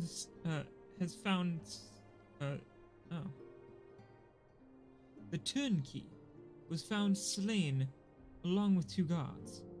'Tis plain she received inside help. Citizens report seeing Roel quitting the city via the Gate of Nod with a bloodied spear in her hand. She makes for the Castrum Meridianum. So hard to say. I am certain of it. With her fate in Eorzea as good as sealed, what recourse has she but to flee to her imperial masters? Even as we speak, Captain Ilberd and the First are hot upon Rael's heels. Pray, make haste to Camp Bluefog and join the hunt. Okay. Go there. Camp Bluefig. Blue Frog. Blue something or other, I don't know.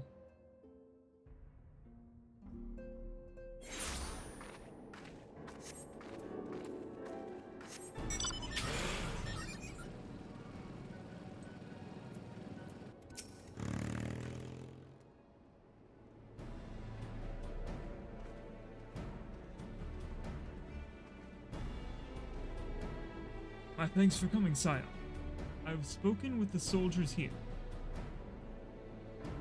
They say that Roel walked through the camp, not a belloc. Aye, she walked right through. We did not mishear. We have Raban's decision to keep the matter a secret to thank for that. Bad for morale, he said. As a result, not a single flame in the garrison made any attempt to detain her. And so here we are. Roel must not be allowed to reach Castrum Meridianum. Okay. Hearing is hop on motorcycle and fly.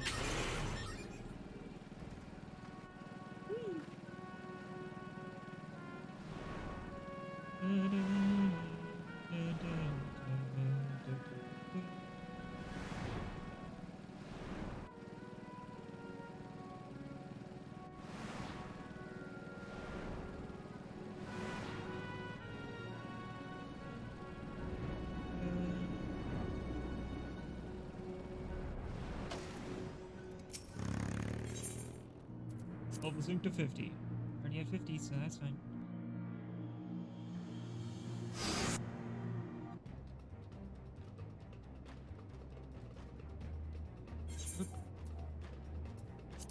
This wretch was with Roe. He threw himself at us that his mistress might escape. He didn't blink when we cut him down. Not even when he started screaming. No. No loyalty even to her own. God's damn heartbeat.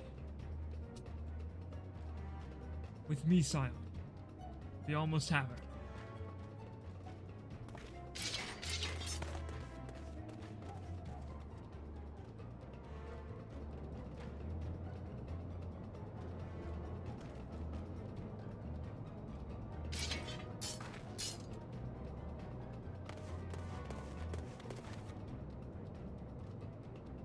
Alright.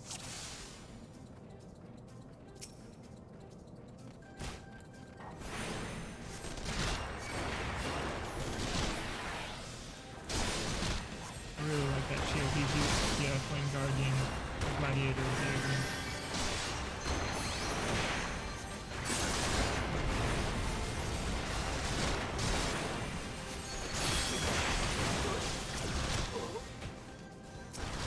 There we go.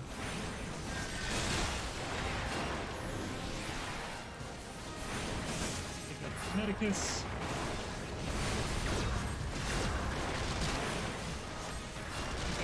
Tyrion. I forgot to hit it with arrow.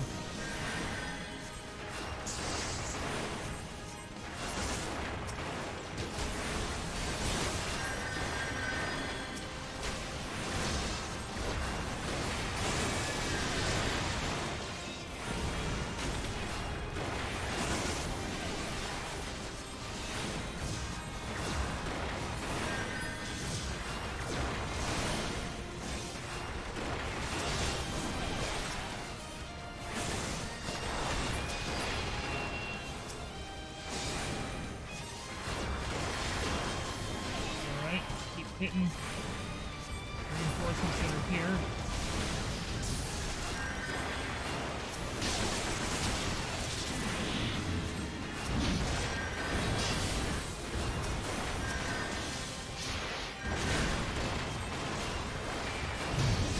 Alright, cohort under fire. Full of fire. Amplifier.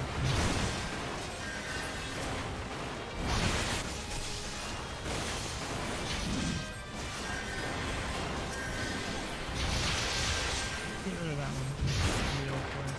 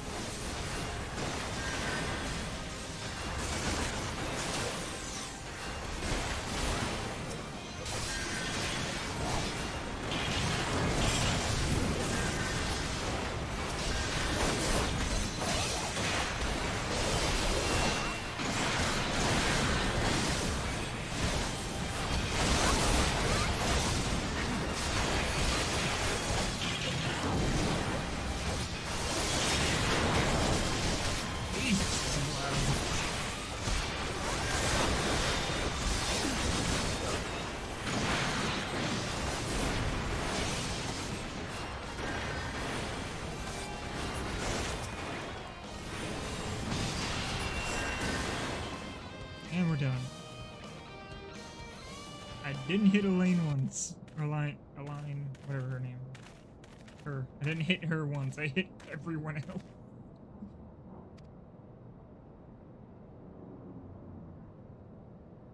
Find her and do it tight. Yes, sir.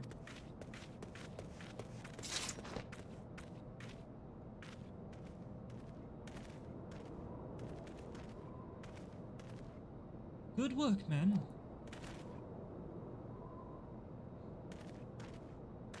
Okay.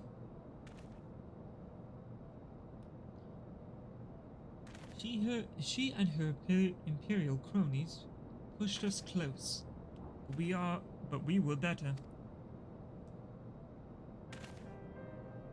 Behold, a respected officer of the Immortal Forces. People looked up to you as one of the Order's founding members, one of its pillars. It saddens me to see you have fallen so low. What would you know of low? You, a spoiled little lordling, who has never known any want.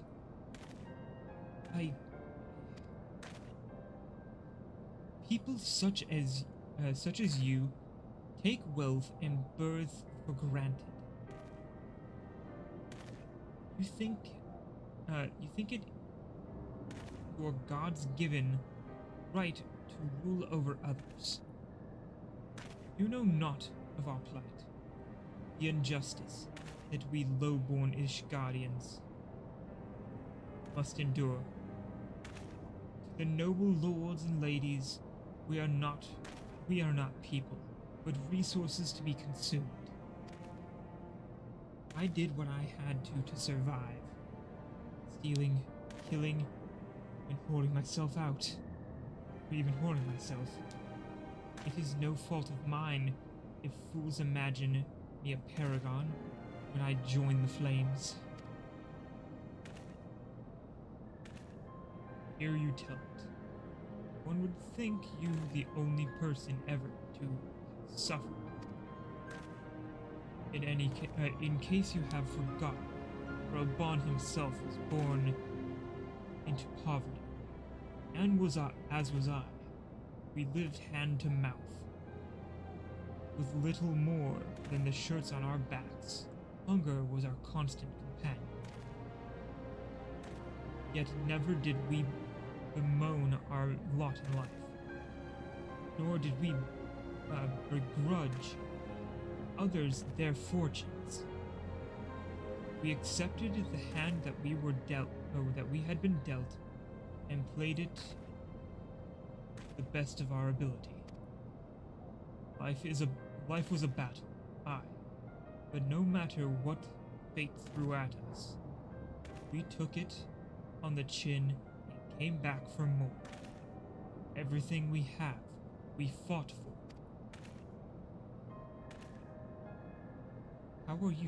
How are you any different then?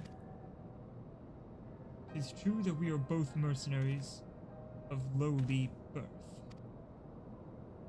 It is true that we both had our fair share of struggles. But whereas I sold my sword, you, Marshal, you sold your comrades. If life has taught me one thing, it is that you never betray your own. I would sooner cut off my own arm than raise a hand against a friend. But enough talk. You will return to Uldar and face justice. And the people whose trust you have dragged through the gutter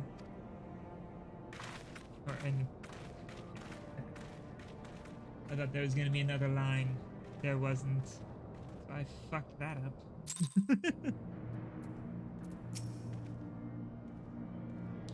Not so much as a hint of remorse.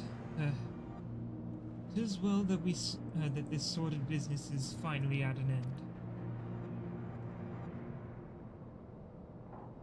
A friend's betrayal cuts deeper than steel.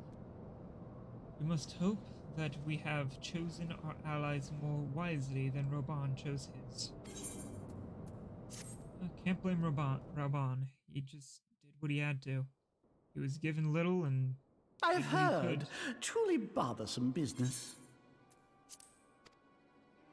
No, I do not foresee a problem on that front. The main concern is Raban. There is no telling what the brute might do. Have the Blades watch him in the flames day and night. You may leave the Sultana to me. I shall personally attend her grace.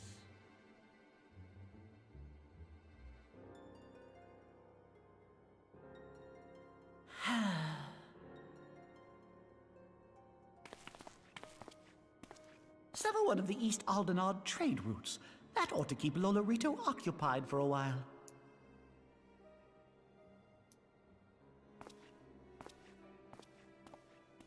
Nanamo Ulnamo.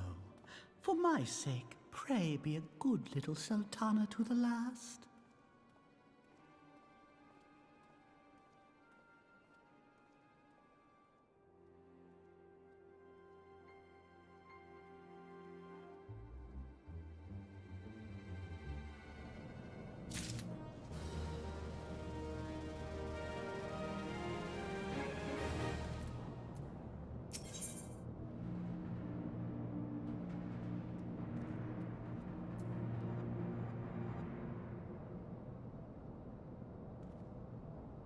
Alright.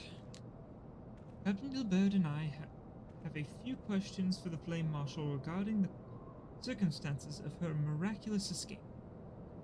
When we have completed our interrogation, we shall take our findings directly to General Rauban. And that shall be the end of it. Your work here is done, my friend. My thanks. But I have one last task for you. Return to the Rising Stones and appraise Minfilia of all that has happened. I am aware that the Antecedent held Royale in high regard. Better or worse, she will want to know this tale's end.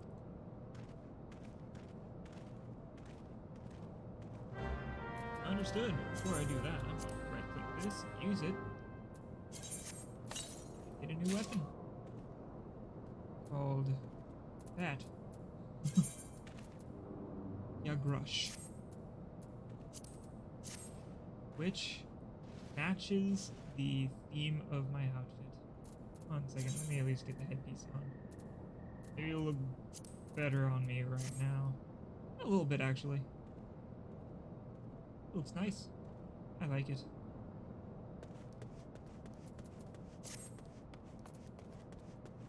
Alright, back to the Rising Stones in more depth.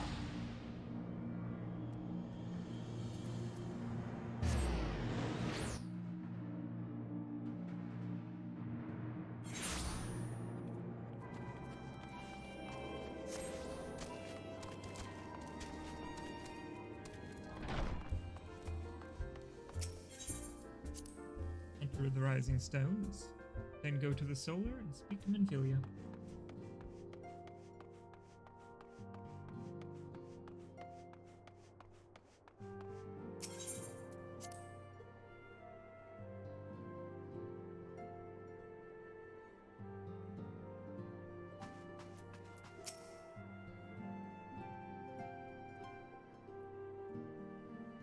Welcome back, my friend.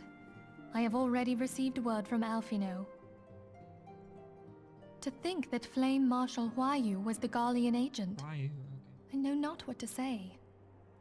Together with Robon, Aline lent us much-needed aid at the time of our Order's founding. She was particularly passionate about the need to tackle the primal threat.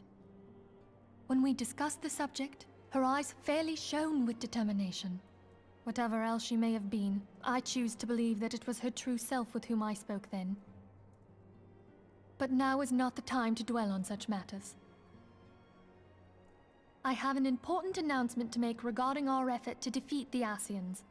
We shall begin as soon as everyone is assembled.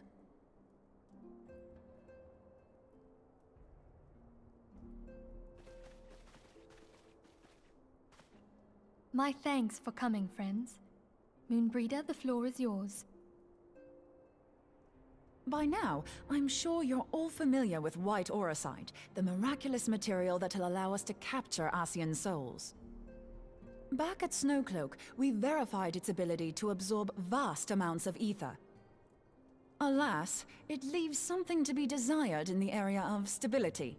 The stone can only store ether for a short while before expelling its contents.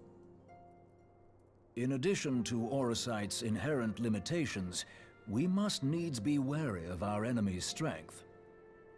Our foe draweth upon an infinite wellspring of power. Even should we succeed in entrapping him, the stone will not long contain his wrath. Meaning that, if we want to kill the swine, we'll have to be quick about it. 'Tis our belief that an Ascian soul may be permanently undone, if smitten by a sufficiently concentrated burst of pure ether. The only trouble is, we can't say for sure how concentrated the burst needs to be. Without knowing how much ether an Ascian soul is composed of, we're basically guessing. Our sole clue lieth in thy struggle with La Hebrea. During that encounter, Heidelin bid you forge what she called a Blade of Light, a weapon which took the form of a luminous stream of energy. Based on your description, we believe the blade with which you vanquished your foe was composed of ether. Admittedly, your victory proved ephemeral, as La Hebrea was able to use a crystal of darkness to flee into the space that lies between our world and the void. The fact remains, however, that Heidelin placed the means to destroy the Ascians in your hands. Be that as it may, it would be unwise to assume that she will do the same when we next encounter such a foe. Quite so, my lady. We must needs find the means to forge our own blade of ether, one to equal that which Heidelin did benevolently bestow upon her champion. That is all well and good, but it seems to me that producing such a blade will require a prodigious quantity of ether. Whence will it come, pray tell? Oh, what if we had 2 pieces of white Aurosite? One to trap the Ascian, and the other to store the ether for the blade. Oh, nice try. But it's as I said, the stone won't hold ether for any length of time. We'd still need to collect the stuff there and then, sorry to say. And therein lies the rub. Finding a way to create the blade whenever and wherever we choose. 'Twould seem more research is in order. I'm going to linger a while, perform a few more tests on the Aurosite. And I could do with some help. Eorzea, why don't you lend me a hand? Mine apologies, but I am required at the Waking Sands. Lady Minfilia hath given me sole charge of the premises. 'Twould be unseemly to leave them unattended. Sole charge, you say? So you're basically alone there, then? Well, that settles it. I'll just have to come to you.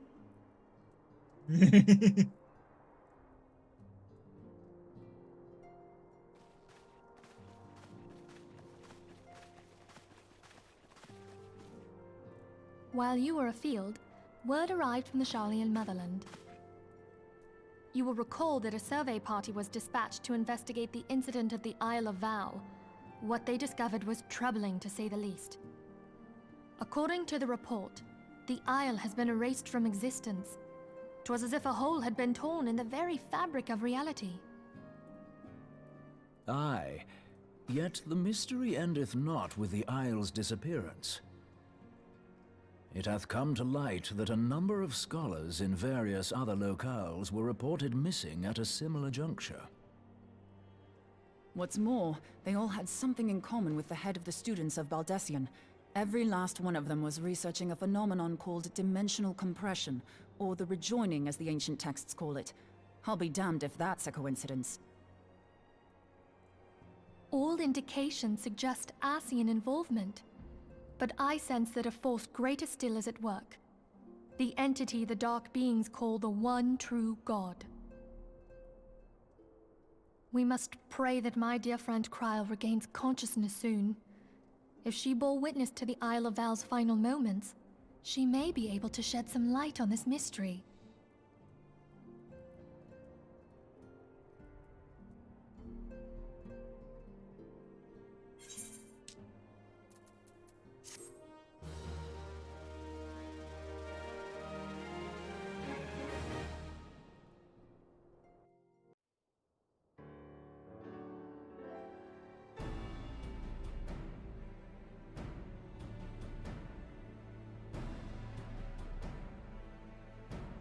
Following the calamity, the forces of the 14th Imperial Legion entrenched themselves in strategic locations across Eorzea.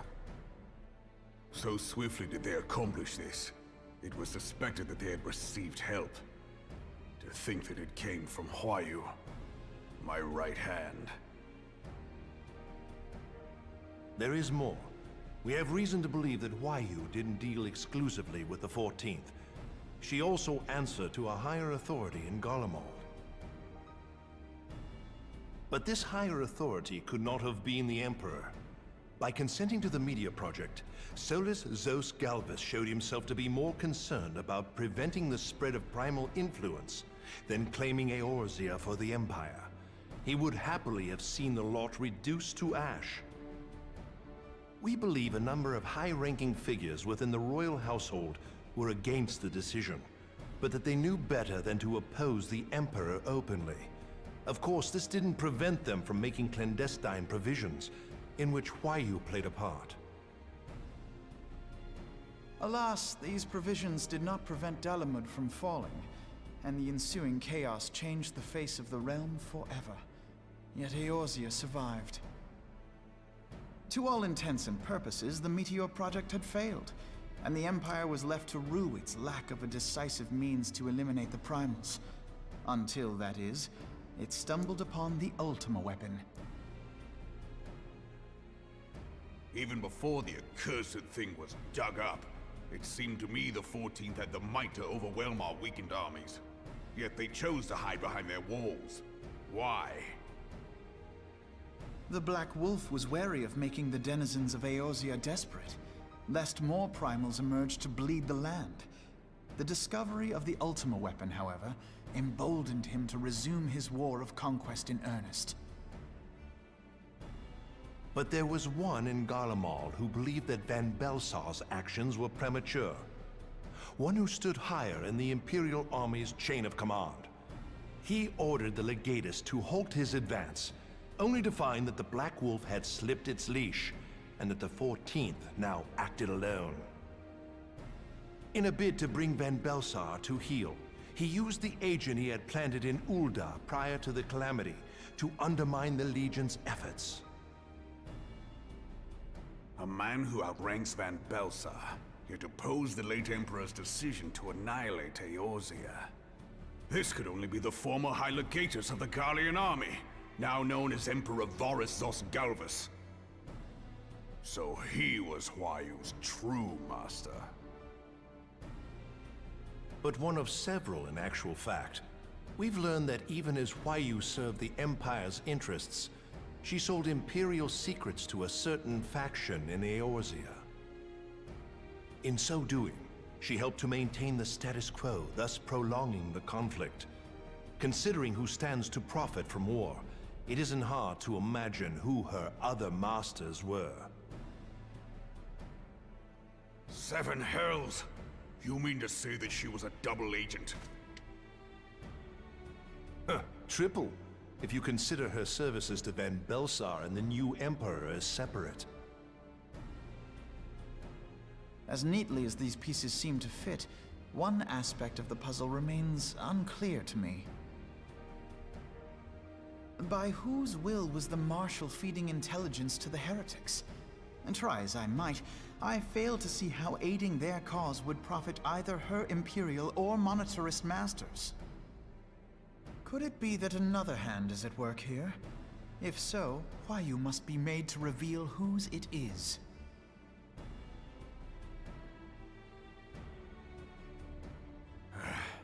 Not only have I lost a trusted friend, now I must interrogate her as a stranger.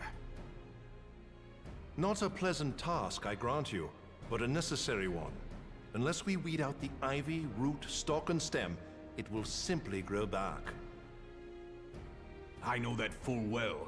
Those closest to Huayu have already been detained, and I will question them alongside her. General, pray keep in mind that there may be unwitting abettors among them. All will be treated fairly. On that you have my word. Those who are innocent have no cause to fear. You have ever been a friend of truth, General. I hope the unpleasant task of weeding out falsehood will not detain you too long. Though it be for the sake of Eorzea, doubting one's comrades is poison to the soul. And with that, I take my leave.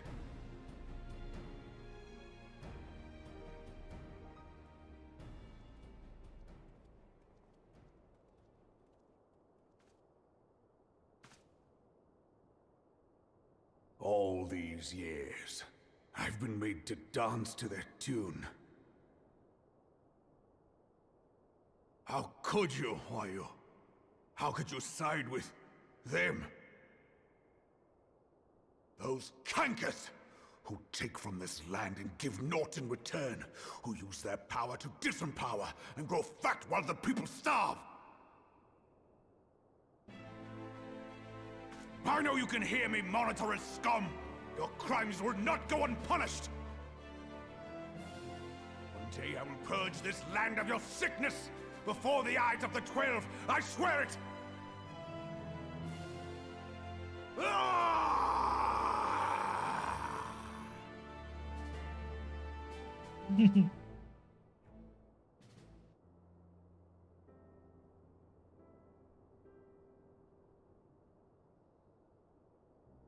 I shall have no further need of you this day. Your Grace.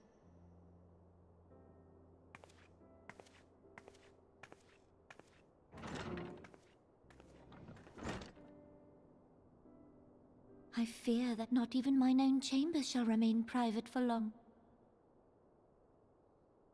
Has the situation grown so grim?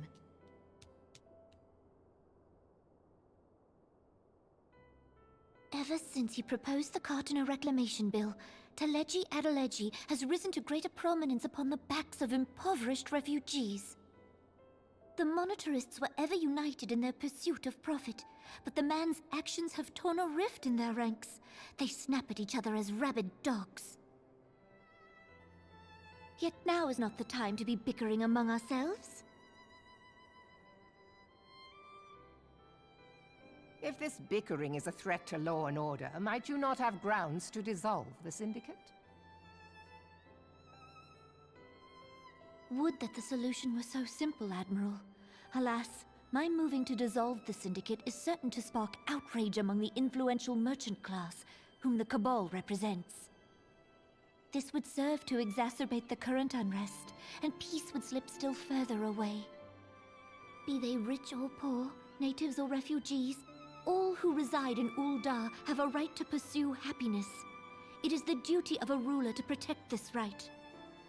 If I am to perform my duty, I must needs tread warily. It would not do to make enemies heedlessly. Were Lord Lolorito here, he would doubtless say that I have my head in the clouds. A ruler is required to take a wide view. Try as we might to cater to all needs, some will inevitably be overlooked. As such, there shall ever be citizens who feel aggrieved. It cannot be helped. But as you have informed us, the Monetarists take no view but their own. They hunger for power while the masses starve. In the absence of a common cause, it seems beyond any one individual to make Ul'dah whole. And the presence of a Garlean agent within the Immortal Flames only makes matters worse. Even accounting for Uldah's historic reliance upon mercenaries, such a grievous breach of security is unprecedented. I fear this business will provide the Monetarists with a rod to beat Rauban.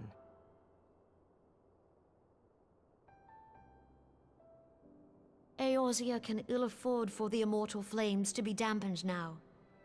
Ere long, the Garleans will turn their ravenous gaze toward our lands once more. If we are to resist their might, our nations must stand together. Yet for this to happen, our nations must be whole. Cannot be done to improve the situation in Ul'dah.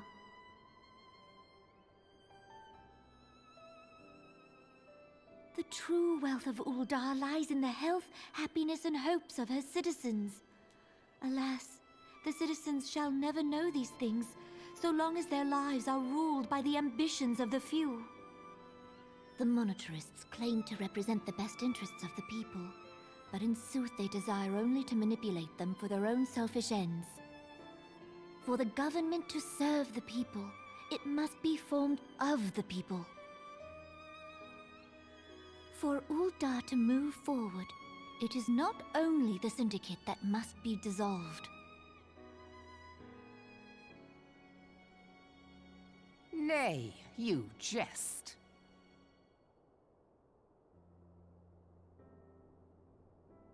My friends, it was for no other reason than to make known to you mine intent that I requested your presence here.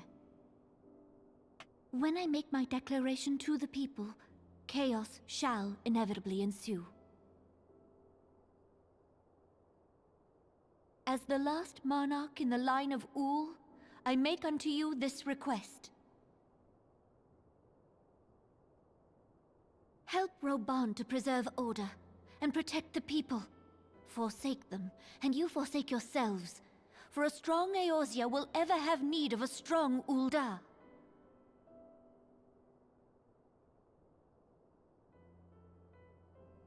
Your Grace, are you certain of this? There is no other way. When the time is ripe, the nation shall become a true republic. Both royalists and monetarists shall cease to be.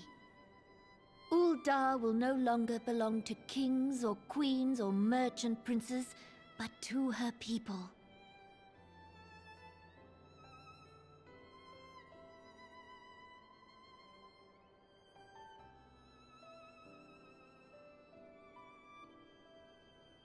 Roban, forgive me for casting aside all that you have toiled for in my name. Beyond this gesture, I am powerless to help my subjects.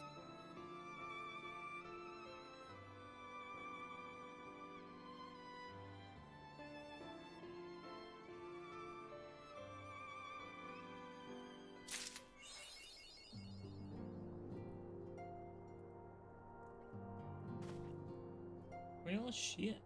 That was heavy.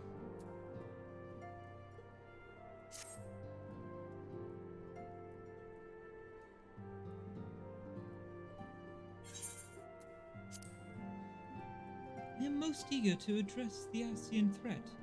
However, we dare not neglect our other pressing concerns.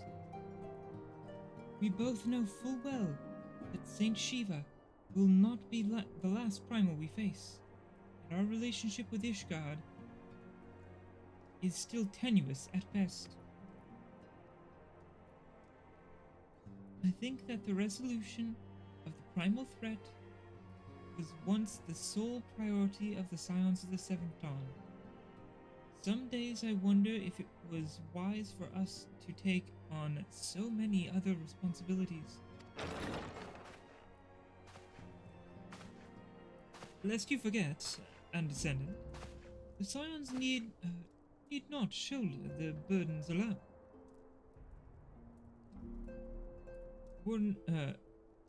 Were not the Crystal Braves established for that very reason?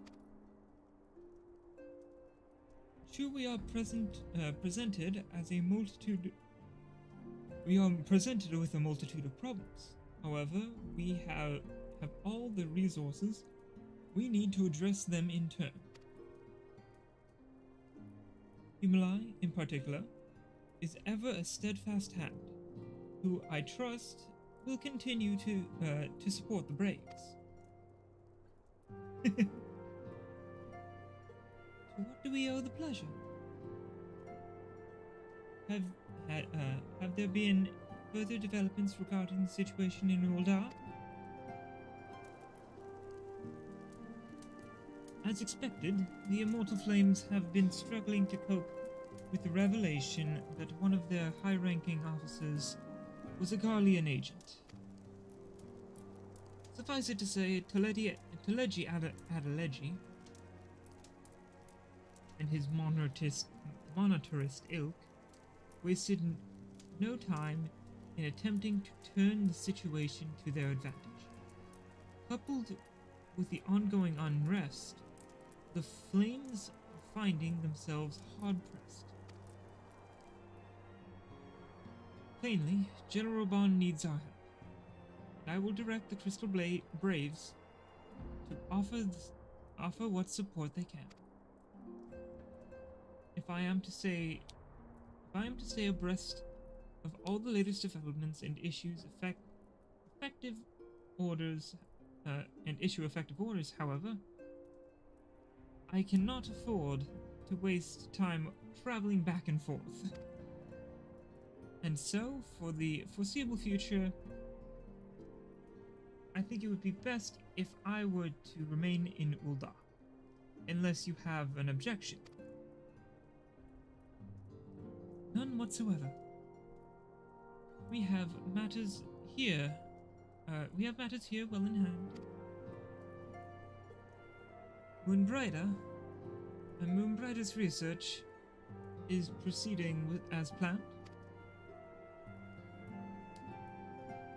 So she tells me, though I am not familiar with the details.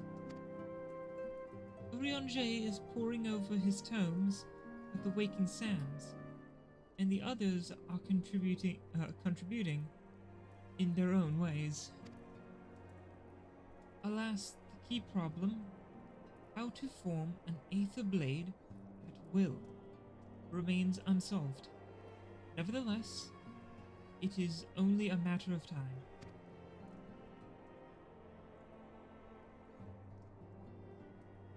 Humuli, whilst we focus on that task, mayhap you could assist Alphino and his braves with their affair, with theirs. Yeah.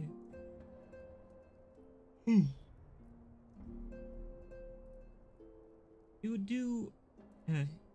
would do much to restore faith to the immortal flames if the Warrior of Light was seen working on their behalf. Never forget that your esteemed status allows you to act in ways that those more tightly bound to organizations and nations cannot. As ever, I implore you to do so. Understood, man. Not that your response was ever in doubt, but I humbly thank you once more for aiding our cause. Now then, there are preparations I must attend to before my departure, such as receiving Raoul's latest report.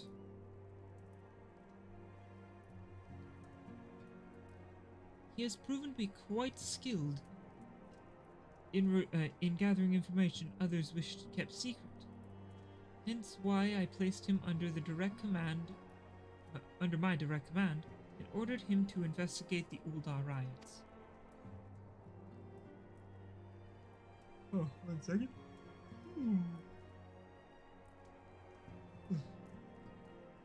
When you are finished here, join me outside.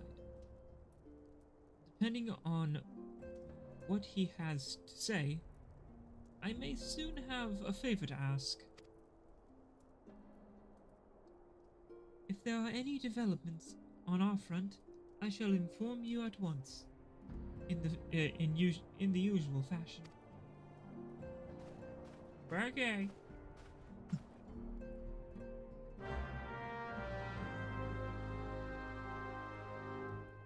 Yep, there's just post-game for Realm Reborn is a lot of talking and moving from place to place, and it's one of the reasons why I started to just skip cutscenes the first time, which I regretted, or I regret now. But it is what it is. I did it. I'm not doing it anymore, and now I shall do my thing. Let's continue.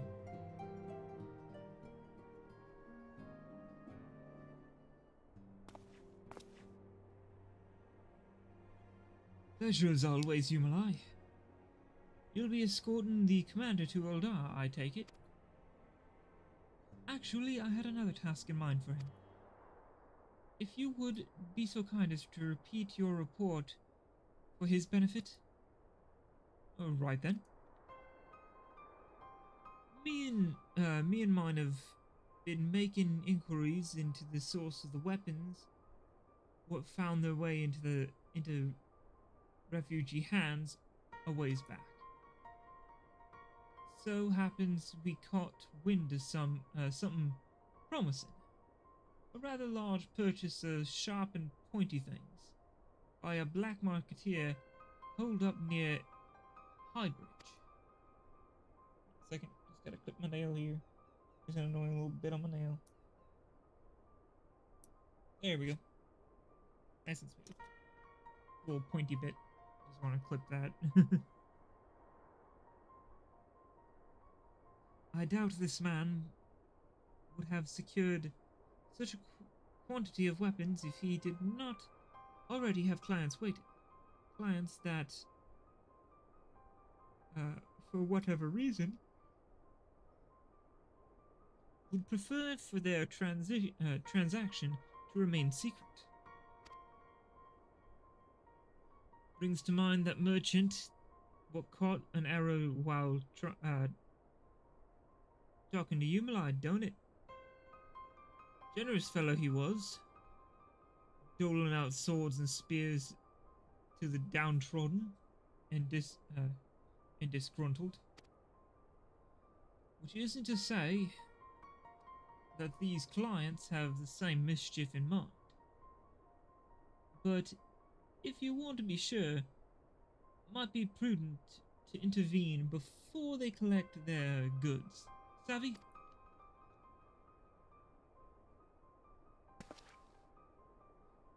Seizing the weapons before they fall into the wrong hands would be for the best. However, if we strike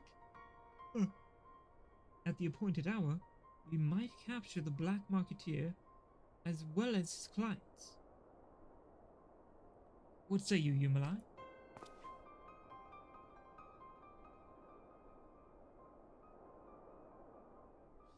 Then it is settled. Rendezvous with Captain Ilberd in Highbridge, or at Highbridge, and intervene when the exchange takes place. Now then, if you would excuse me, I must leave for Ul'dah. I expect good tidings.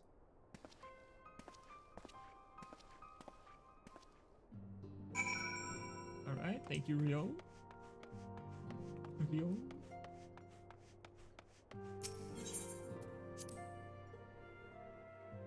Alright. Time to teleport near High Bridge. Is there a low bridge too?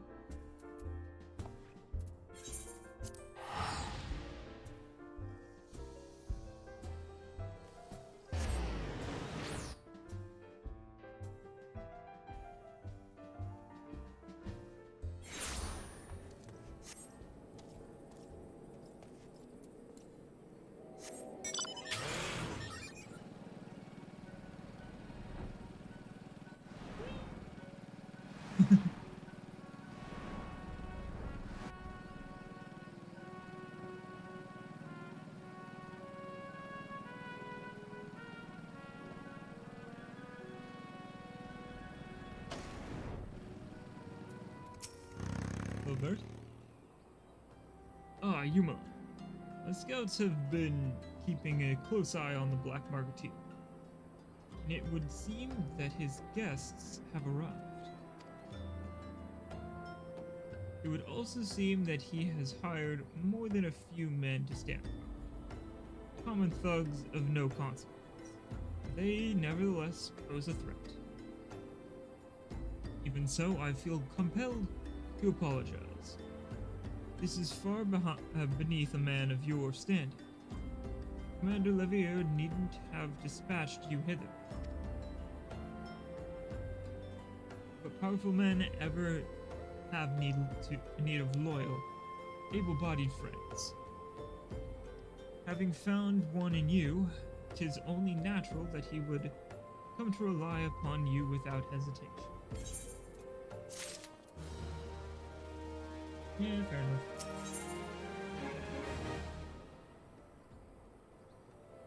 Ilberd is eager to bring the Black Marketeer and his clients to justice. Now then,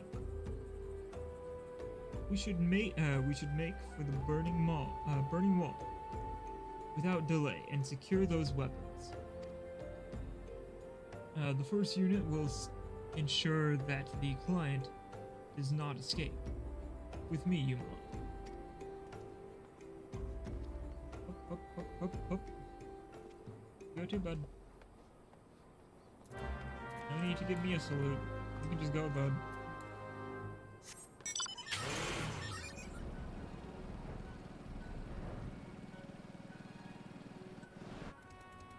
But that's a big motherfucker.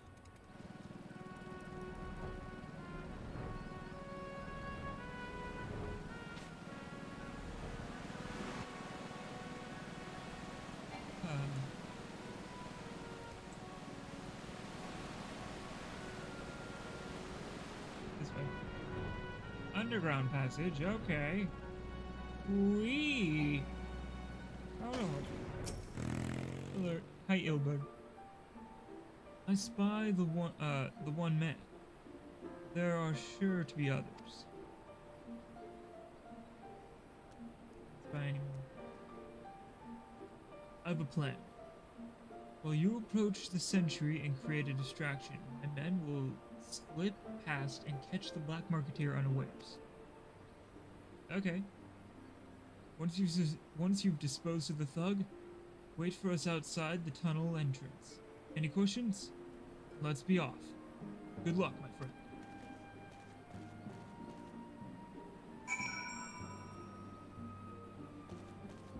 Alright. Ow, my legs.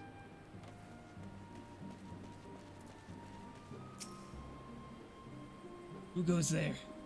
Adventure? Damned fool. Should never have come here.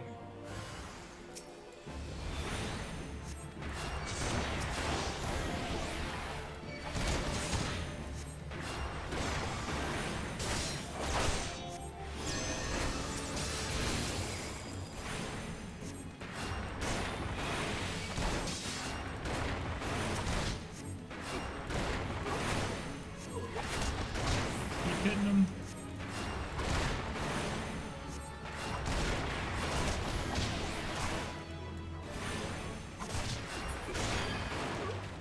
Ooh. Crunchy.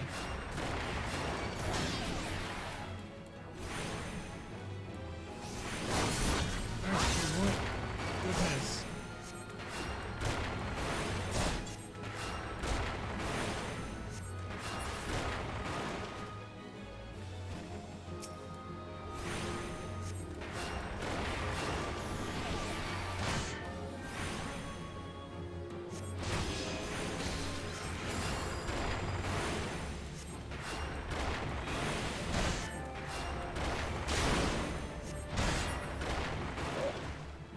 That it?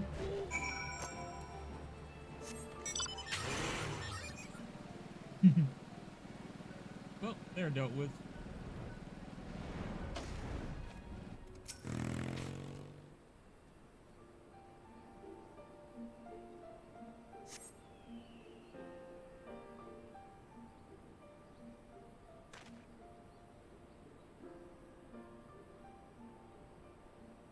Right? I don't understand what this is all about. Ah.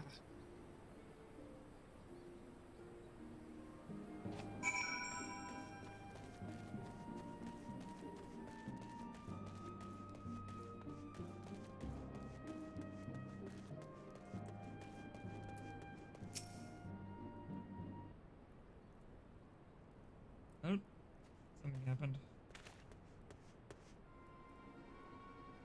As you can see, this is a fine mess.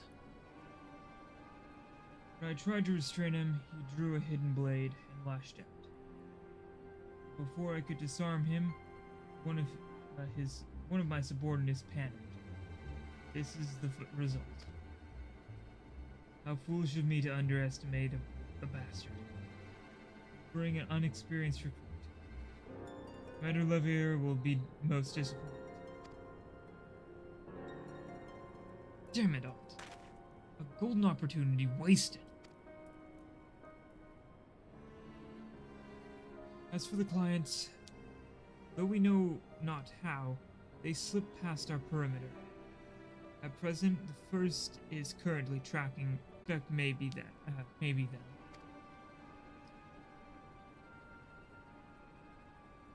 Would that we could have enlisted the aid of the immortal flames and the brass blades.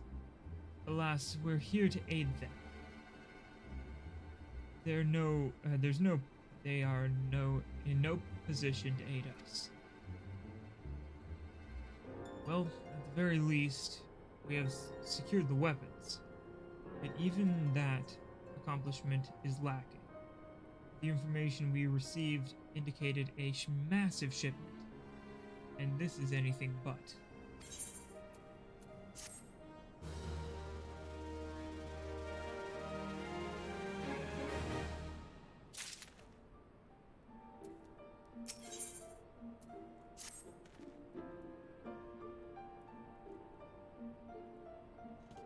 I will join the first in their hunt for the Duskoid sellswords.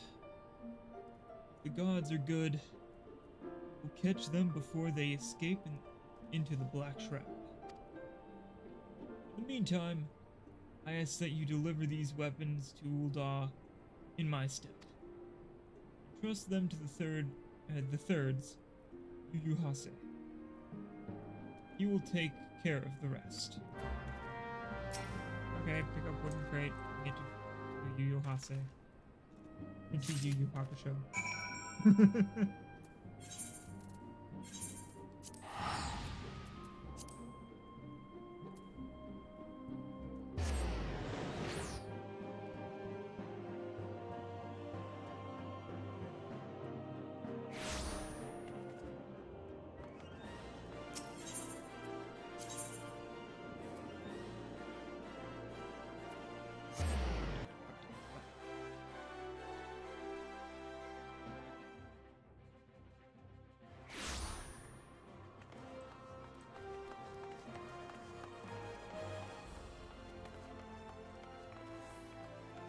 Alright.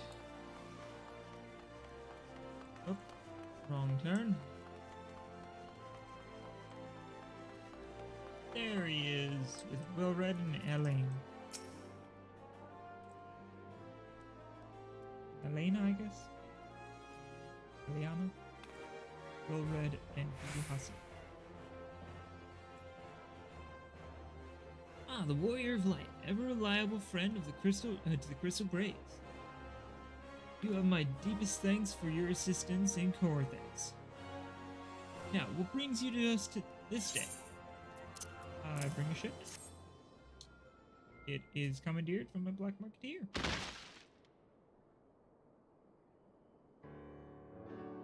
A gift of weapons from a certain black marketeer, courtesy of Captain Ilbert, you say.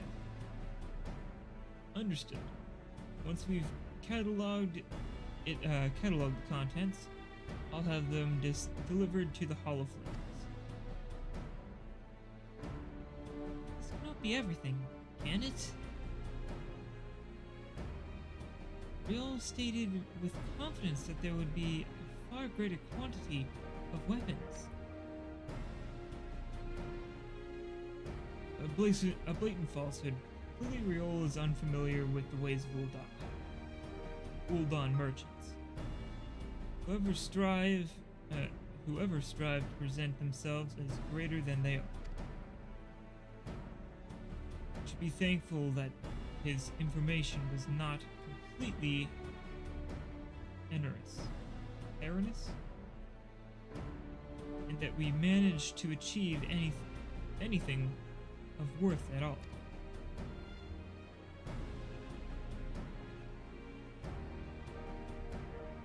It's still something worth celebrating, isn't it, Lieutenant?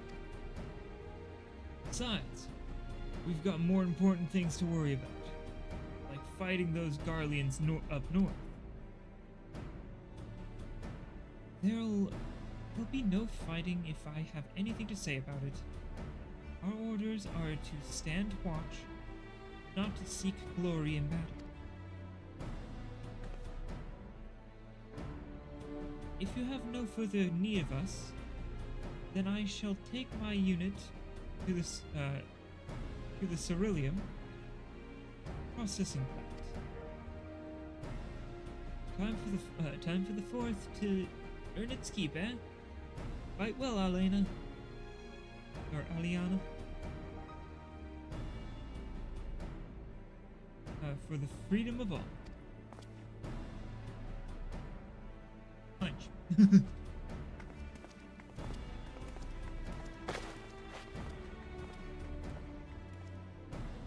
Excellent work as always, my friend. Rest assured that the immortal flames will hear of your contribution. Until we meet again.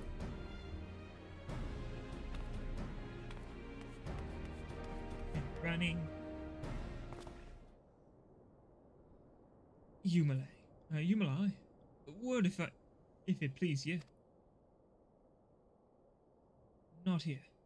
Look for me in the Sapphire Avenue Exchange. No need for whistling this time. Don't you worry.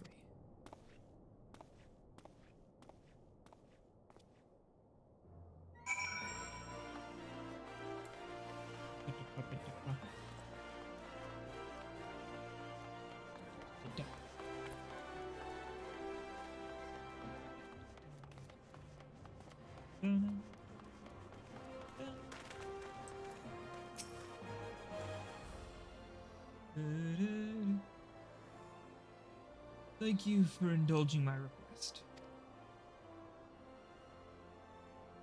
Few places better than a market for privacy, I found. All the hustle and bustle of commerce means most conversations go unnoticed. I'll get to the point. At the Burning Wall, when you and the captain interrupted the exchange, what happened? Tell me everything. No detail, leave no detail out.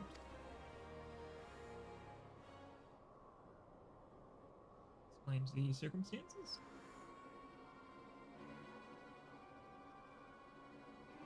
It's not quite how the first told it. These Duskwites they were chasing. Latest word is they lost the trail. But you never saw him yourself. Not before the fighting started, and not after. Something ain't right. I don't know what it is, but I can feel it in my bones. I'm not daft enough to be misled by some merchant's drunken boasts. Our information was reliable, goddammit. I know he purchased those weapons.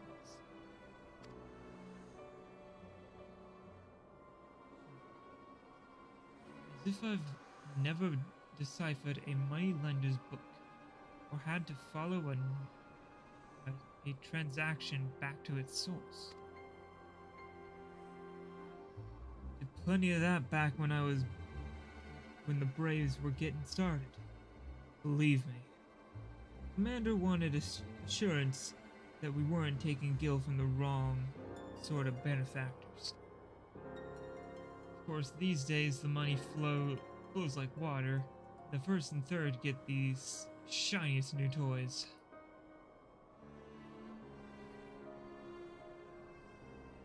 Forgive me, my friend. I have a lot on my mind these days, and I appreciate you lending an ear.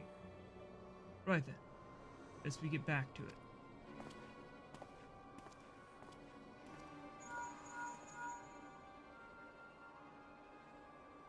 Yumalai, can you hear me? This is Totaro. Your presence is urgently requested at the Rising Stone. Please come and see me as soon as you are able. Alright, looks like I'm back in Mordona again. happened again. Ugh.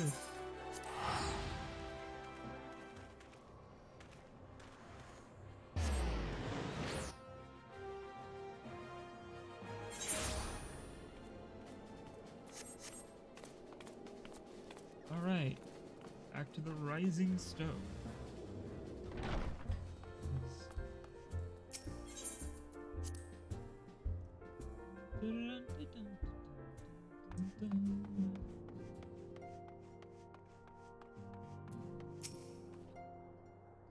Thank you for coming so quickly, Yumalai. We've a guest from Ishgard who wishes to speak with you. Most, determined lady, by all indications. That's not good.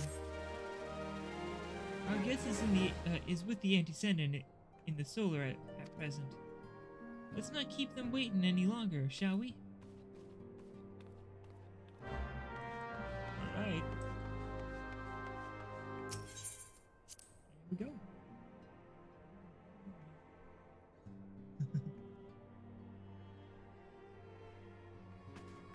It's Lucia.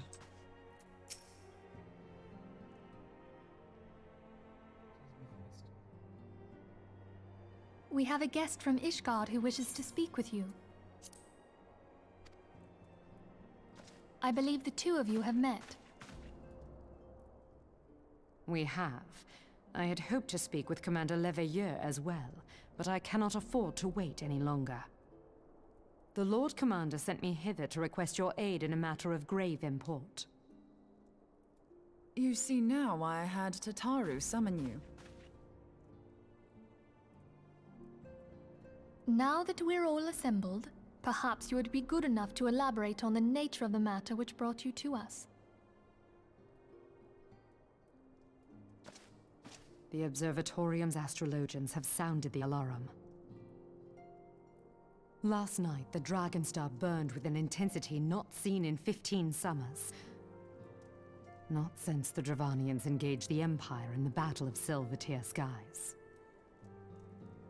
The northern sky doth burn full bright upon the Wormlord's call. The red behemoth beckoneth, and flame consumeth all. The old Curthan rhyme, aye. The brightening of the Dragon Star is said to accompany the roar of a great worm. The astrologians believe that it was Midgard Soma himself who cried out on this occasion. After an absence of centuries, the King of Kings did return to lead his kind against the might of Garlemald. Only to fall in his duel with the Agrius, proud flagship of the Garlean fleet. Devoid of life, his corpse remaineth entwined about the Magitech monstrosity even unto this day. Eorzea has the right of it.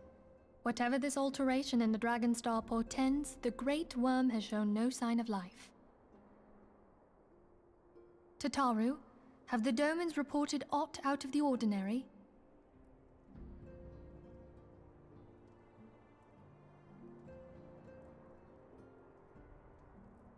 Correct me if I'm wrong, but if Midgard Soma had roared, wouldn't we have heard it here in Revenant's Toll?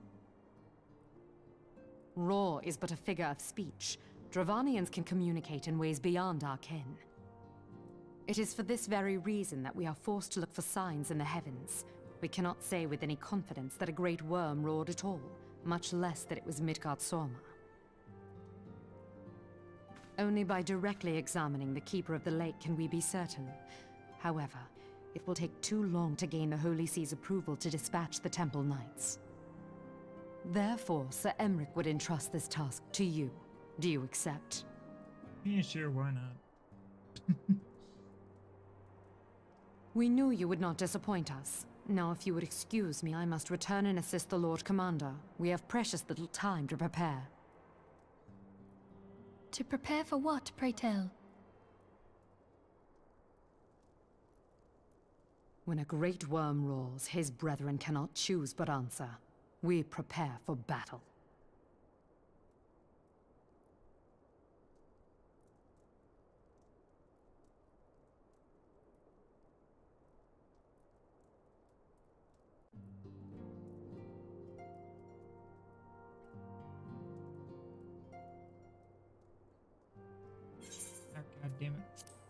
hate cutscenes that are half speaking, half reading.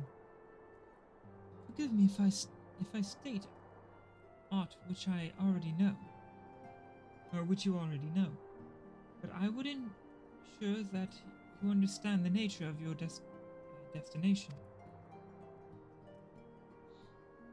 As Eorzea stated, what we now call the Keeper of the Lake is the wreckage of the Agrius, former flagship of the Imperial fleet, and the corpse of the worm responsible for its destruction. 15 years ago, as the next step in his campaign to subjugate Eorzea, Gaius von Balezar attempted to seize control of Mordona. So massive was his force that all thought his victory a foregone conclusion. But an unlikely ally came to Eorzea's aid. That day, Midgardswarmer, legendary guardian of the Silvertear Falls, burst forth from beneath the water of the lake and led a host of dragons against the Garlean airships ahead. In what would later become known as the Battle of Silvertear Skies, the Great Worm felled countless airships before engaging the Agrius. In the ensuing struggle, the flagship's cerulean engines failed, and it tumbled into the lake below. Yet this victory came with a great cost, for the explosion which followed claimed the life of the Great Worm as well.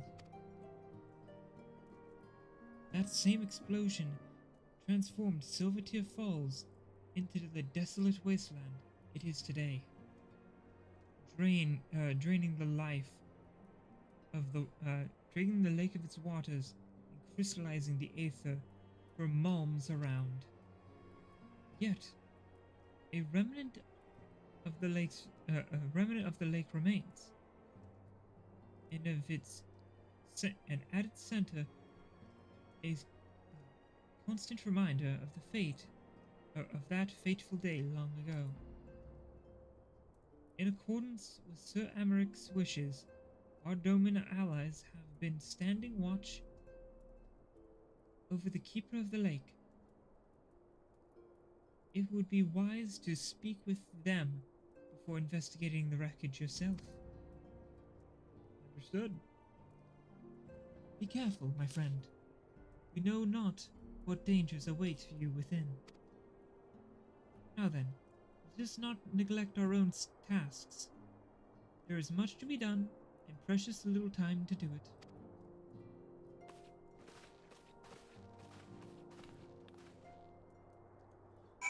Okay, onward to speak with the Domans and then do some things. But I think this is where I will end it off for the day as soon as I get outside to an area where I can get bonus XP. The more bonus XP I get, the better I am in Heavensward, right? Since I'm getting marginal XP as I go right now. There we go. There's a little room. Yeah, this is where we'll end things off for the day. With thinking if I were to hop on a mount. Sorry, I was gonna say one thing. With that to look forward to tomorrow. That giant thing in the middle of the lake. But until tomorrow, I hope you all enjoy it. If you did, I would greatly appreciate if you left a follow. And I do have a YouTube where all my VODs are, along with a Twitter to tell you when I am streaming. So if you enjoyed, check those places out, and, leave a follow. It'd be greatly appreciated. Until then, I hope you enjoyed. Before we fully end, let me find someone to raid. Alright, let's close that, open up my web browser, and put on some music. Let's see, any recommendations from anyone on who to raid?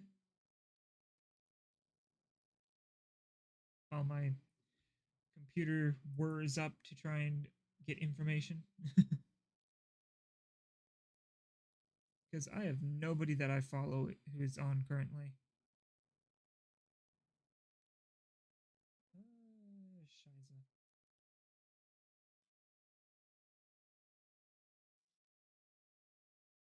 Okay, let's see. If I close this, scroll, reopen it, live, stream manager, raids.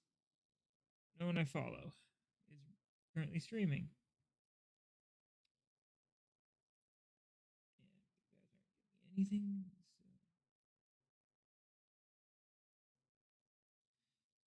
So let's click here and check Final Fantasy. Oop, that's a J.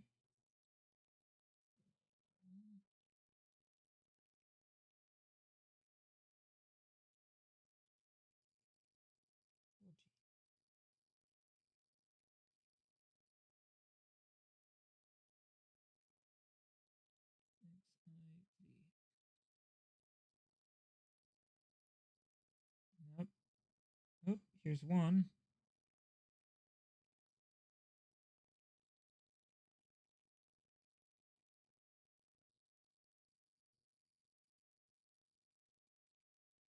Well, I promise I don't know any of these people.